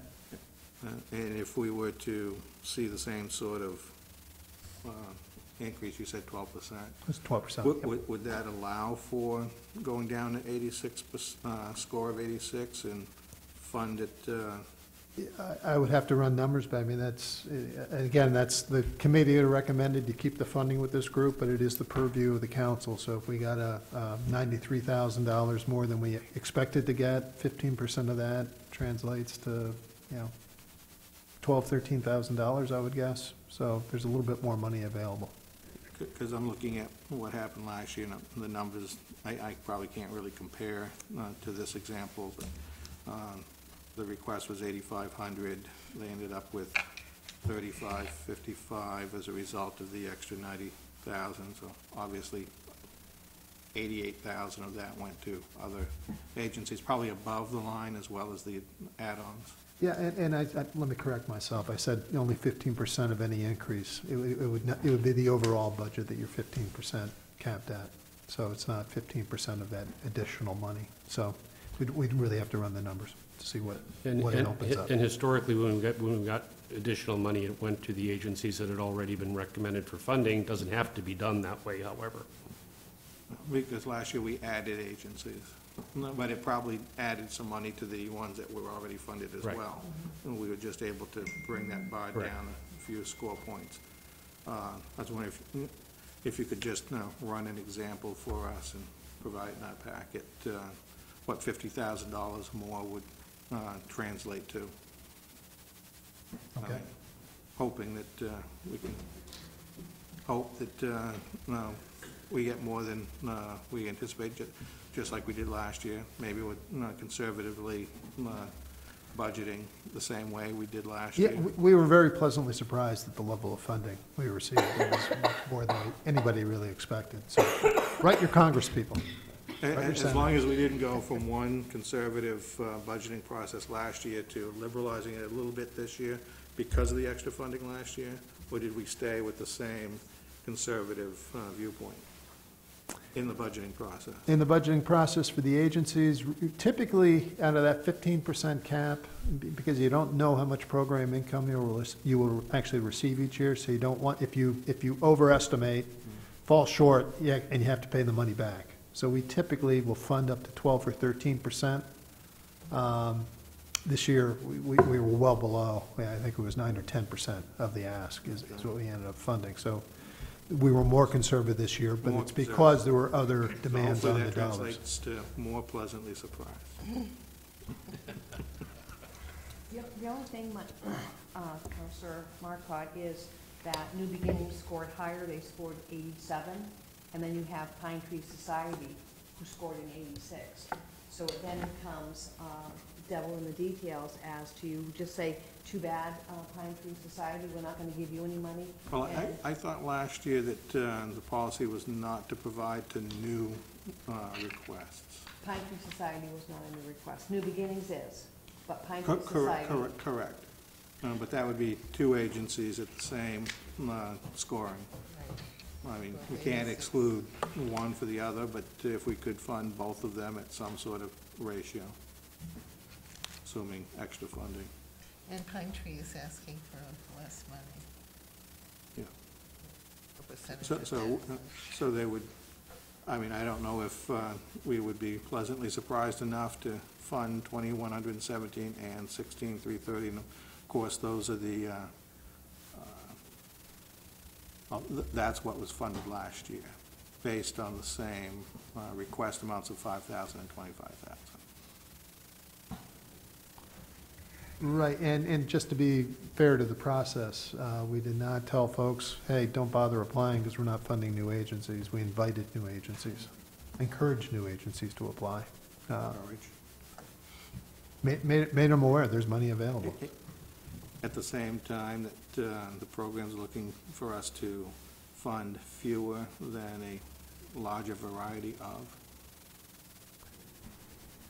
I think you can make a reasonable argument that even though that a new agency may have scored a little bit higher, given the restrictions on funding and the dramatic reduction in, certainly in Seniors Plus funding, that they might, the council could certainly consider giving them a little bit more priority.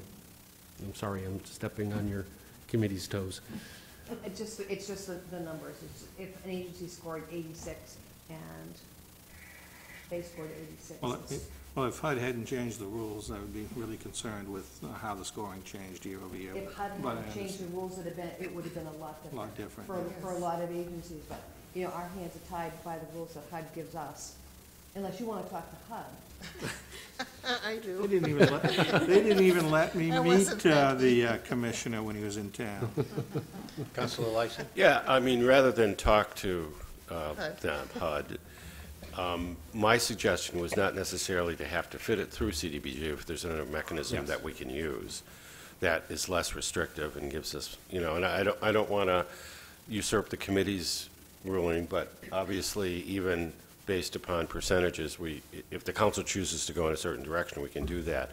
But in case that money doesn't appear, I do think we should have other sources that say, okay, how could we do this? And obviously, in a budget that we're looking at, there's priorities and choices that you have to make. So I think this is one of those that's pretty tough to neglect. So thank you. Any other questions from the council? Thank you. Thank you, ma'am. Do we have anyone else that would like to make a comment?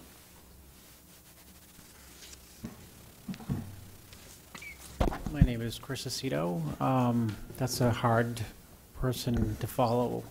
I wanted to give a forceful presentation on my end for why CBGD, Community Development Block Grant money should be, a larger portion should be allotted to the rehab program.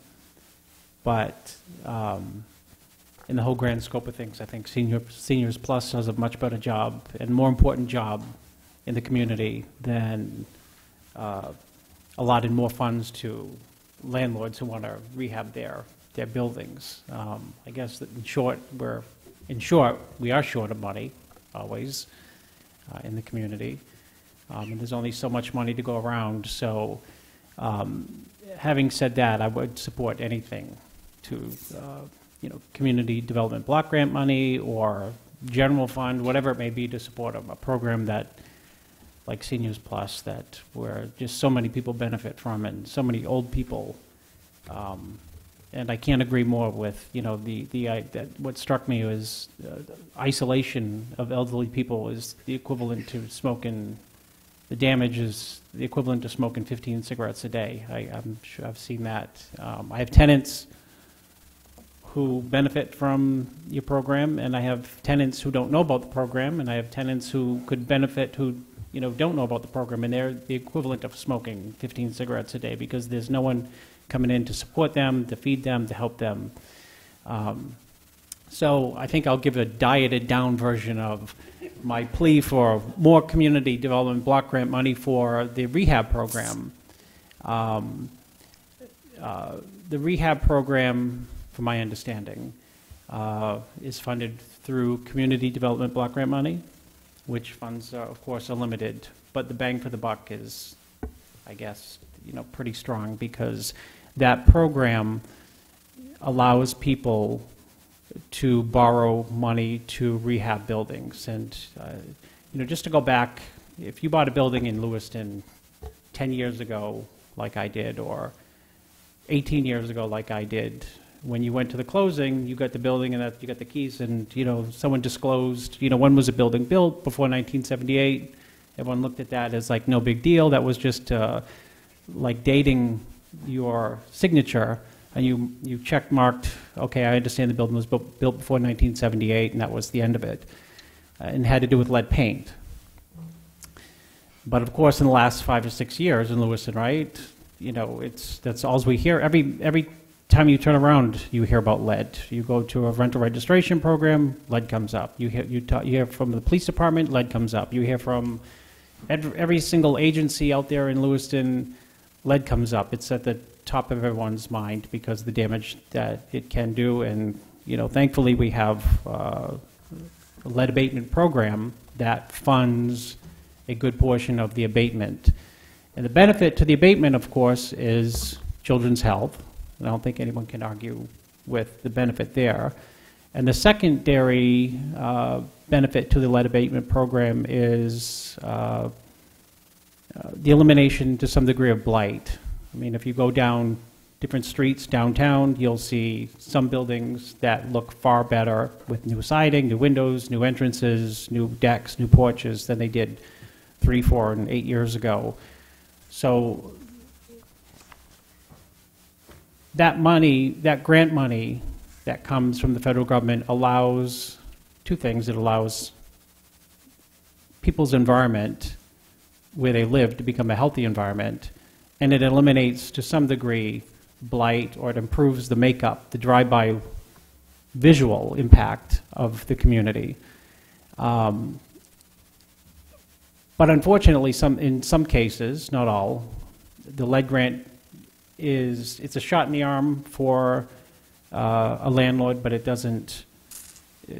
not the final solution because, as you know, some people know the bills, when you have a building to be abated, can be astronomical and don't cover the costs. The grant will not cover the costs of the work that needs to be done. So therefore, a landlord could dip into or request that the city provide a low interest and no interest loan through the rehab program to make up for the difference between how much grant money is needed to make that building healthy, and then the shortfall would come from a loan from the city. And so I'm encouraging the city to look further at funding the rehab program because it's needed. You know, there's not a lot of money there, but again, there's not a lot of money anywhere. But that program is it should be, right, self-sufficient. In other words, you have to pay that money back. The rehab program is, you pay the money back and, go ahead. We have a revolving loan fund, which was initially capitalized with CDBG dollars. We make loans from it, it gets repaid, and we just keep recycling the money. We've got about $447,000 in that overall right now. Some of that money is already allocated to a couple of projects in the downtown, which shrinks it. What we're looking at for the coming year, we had about $75,000 specifically to match up with lead grants. The way the lead program works is you get $10,000 per unit for lead, make the units lead safe. I think it's $2,000 or $2,500 of healthy homes money. And then code enforcement goes in, looks at it. We don't just want to make them lead safe. We want the building to be fully compliant. So if there are other health and safety issues that need to be done to really make this a top-notch building, so those are the additional dollars beyond that need to be spent. So depending on how much work the building needs, depends on how much additional dollars beyond the grants that are needed. One of the requirements under the lead program is you need to match, if you want to bring your own cash or loan from some other institution, it's 10% of the amount. As long as it's not our dollars, it's a 10% match. If it is, if they're borrowing money from the city, it's a 15% match. So we do have $75,000 specifically earmarked for lead. We had $122,000 or so in the coming year for homeowner rehabilitation. That's sort of getting beyond the downtown census tracts. It was really for low-income homeowners anywhere in the city who need to make improvements. And then there was about $250,000 allocated for economic development projects. Well, one of the things to keep in mind is that, once again, this is an area where HUD has changed the rules. It used to be that revolving loan funds were indeed revolving loan funds. So if the money built up in the fund to a certain point, you just have more money to loan in the future.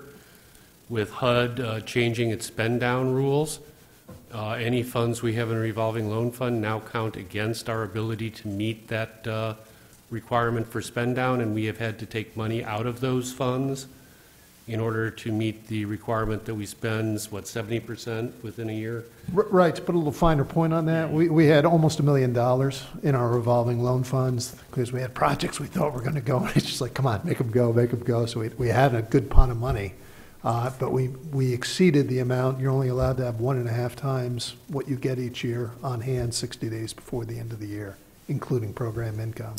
So we needed to spend quite a bit of money to make sure we didn't just give the money back to HUD. So a lot of that was invested in relining the sewers downtown. Some of it went to Jude's Place.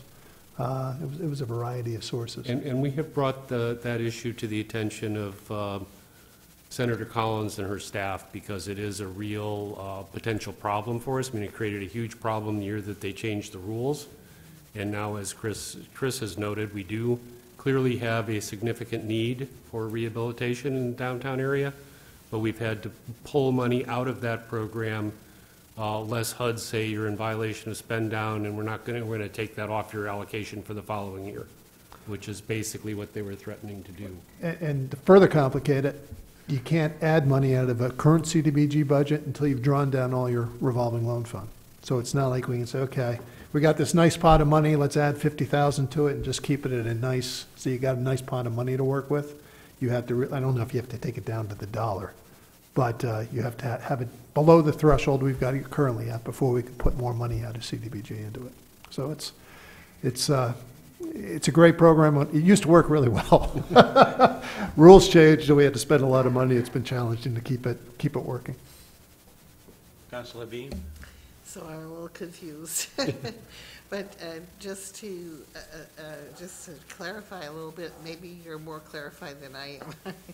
But you're not competing for the same amount of money, right? Is that correct? Am I right about that? Yes. Yes.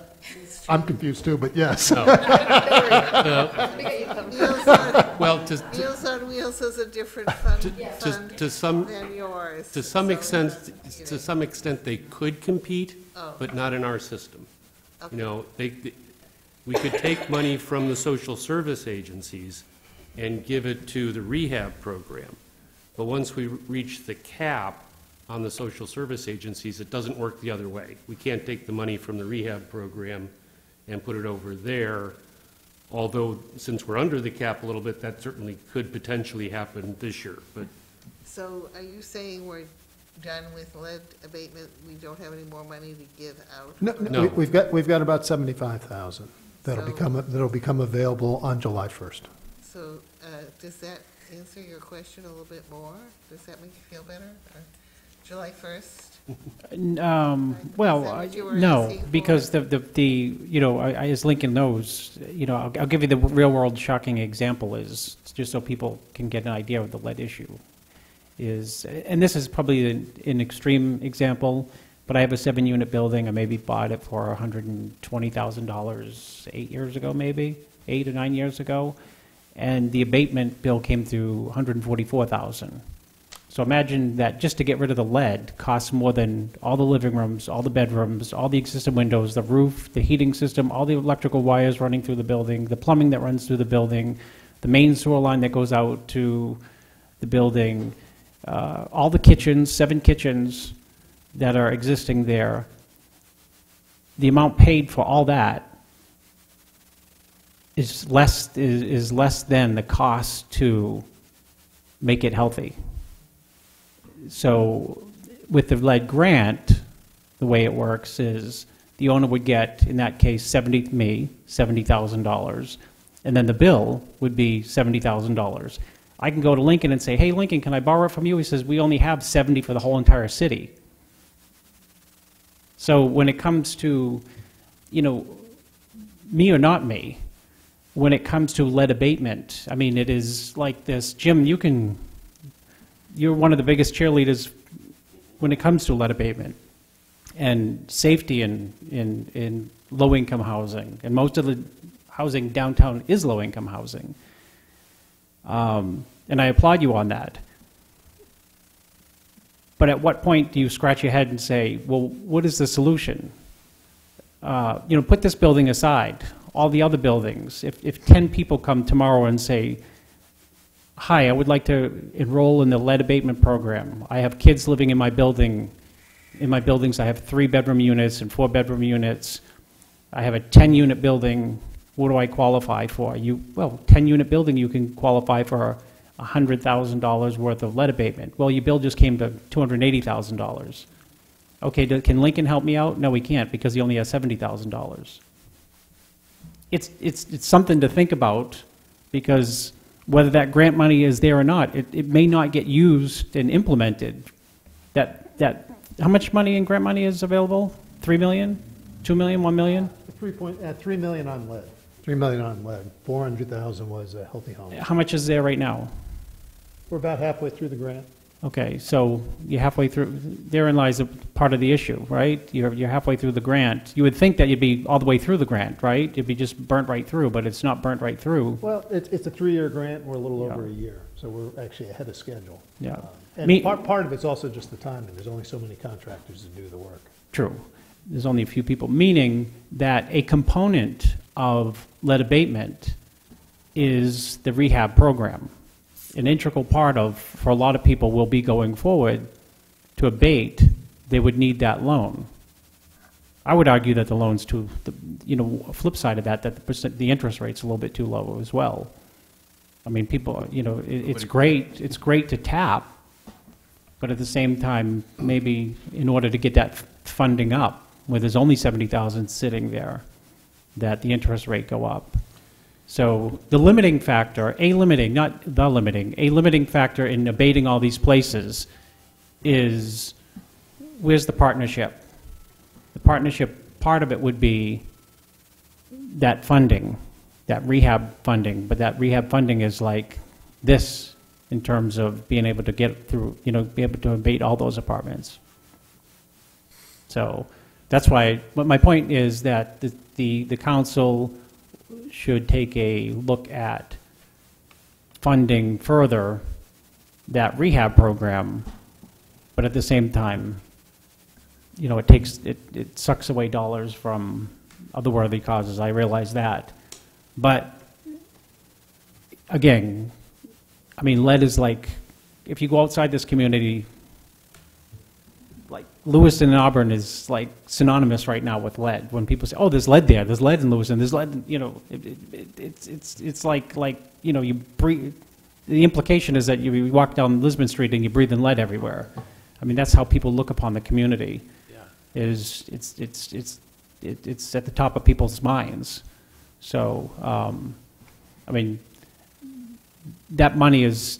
There needs to be some way to get that rehab money up to a point where it's, people can do something with it. Any questions? Councilor Marquardt. Lynn, where's the lead money in the CDBG?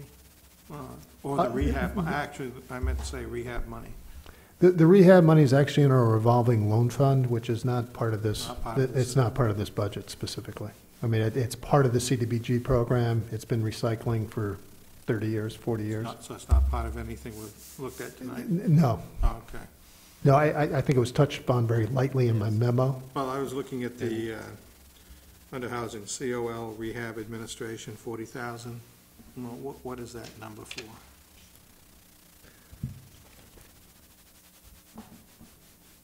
Oh, that is simply staff salaries to run that program. Salaries. Yeah, so it's really to administer the rehabilitation program, which is much more than just lead. It's the homeowner, people saving for their first home. Okay. It's really that side of the So house. if I heard you correctly, you said we're getting a fresh 75,000 this year? No, we have an existing We 75,000, have an right? existing 75. Where we used to have over $1 million, but had to spend it down to meet HUD requirements. And that's a separate fund than the 447 that you were talking about? It's part of that program. Yeah, there's 447,000 in our revolving loan program. That is money that. Total dollars there with 75,000 of it being allocated to, Exactly. and that's what's available currently, 447. Right, and there is program income, I'd have to check if that included the amount of money coming in. I think that's what's currently in there. Okay, so that's currently it, and we get about 120,000 a year in program income, people repaying their loans.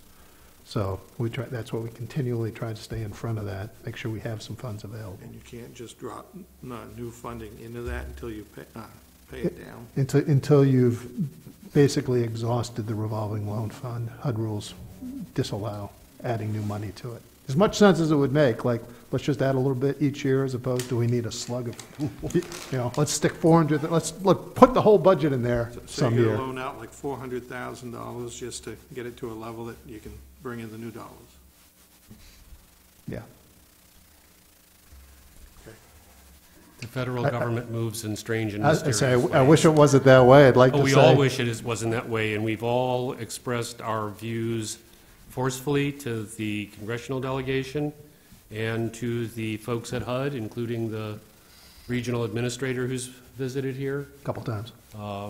So they are fully aware of the issues that this poses, particularly for smaller communities with relatively small amounts of CDBG funding on an annual basis. I mean, if we were Los Angeles and getting, God knows what they get in CDBG funds, but certainly a significant amount of CDBG funds, then it would be relatively easy the year you spent out your, or you could just basically budget a certain amount each year and not have a revolving loan fund, just have it come back as program income into the full program. But it's much harder when you have $800,000 a year as opposed to $80 million. Are you all set, sir? Yeah, so that fund can never, it is what it is right now. There's no new fresh money going into that. It's just recapitalized by people paying back per year what they owe. Correct. At this point. If we end up burning through all that, there may be an allocation, new allocation, might become part of next year's budget request or the following year's. But again, we really need to get a little closer to just how far it needs to be drawn down before they'll allow us. And what doesn't make sense to me is, okay, so we've got 450,000 in there right now. we're not going to be able to take 450,000 out of some future allocation to recapitalize anywhere near that extent. So that's I sort of mean, the bottom line is that HUD has structured this in such a way that basically they're almost disallowing having such a revolving loan fund. They're making it impossible for us to do it. And it comes down to then at some point in the future, doing an annual amount that's budgeted, but as Ling said, you can't look at putting half of the entire allocation into that one program. So I think we need to continue to urge the congressional delegation to do something about this. You know, maybe we need to give some hard thought to, are there any alternatives that we might be able to take a look at? I would agree with Chris that we probably are too generous with the interest rates, particularly the 0% one, because many of these projects are, commercial projects are not necessarily tied to, you know, a very low-income individual who's got a problem with their home, where it might make sense to give either a 0% or a deferred loan. So I think there are some things we can take a look at. And we've had a little bit of discussion at the loan committee about some of these issues. Yeah, my mind's racing through a few of those discussions. Why the 0% to certain individuals Right. Of means, and then, of course, the ones without means, it would make a little more sense. I don't know if you can separate the two. No, you have to be fair to both at the same level, whether it's 0 or 2 or 4%. I'd also be curious as to how much loan repayment comes back into that fund in a fiscal year, some sort of an accounting of that for the last couple of years. It's about $10,000 a month right now. Excuse me, it's $120,000 a year, yeah. That Yeah, works. That's 10. It's been a long day. Even my math skills manage that one. So we would want to be in a Where's the position to loan $120,000 a year. Otherwise, if we didn't loan anything, that would build back up to the $1 million you're talking about. Yes. All set. If I may suggest, sir, if you have further questions, you could probably get in touch with Mr. Jeffers, and he could probably talk it over with you and stuff like that. Sure. Any other questions from the council? No Any other other public question. one? Do we have any other individual in the audience that would like to speak? Hearing and seeing none, thank you very much for your comments this evening. Are we all set, Ed? We are all set. Let's close the public hearing. Councilor I Marcotte. wanted to address something that was at the last meeting. The handout we received, it looked like that. I was Yes. trying to find Yeah. a reconciling of some of those numbers to the city's documents, and I just couldn't do it. Operating cost at $8,070, aquatic $7,500, so that the amount of taxpayer money budgeted to support recreation programs was $15,570. I'm sorry, I can't hear. I was trying to reconcile some of the numbers that appeared in this chart to the documents. that- Excuse me, folks out back. Excuse me, folks, could you keep it down, please? Thank you. Go ahead, Mr. I was just trying to reconcile some, I didn't get a copy of that, so, you didn't get a copy? I didn't get a copy of that, so I don't know what you're looking at. Yeah, there seems to be some interesting statistics on that chart that I was trying to compare to the budget documents, and it just wasn't jiving. Okay. If I have trouble with math, I guarantee you the rec people are probably even worse.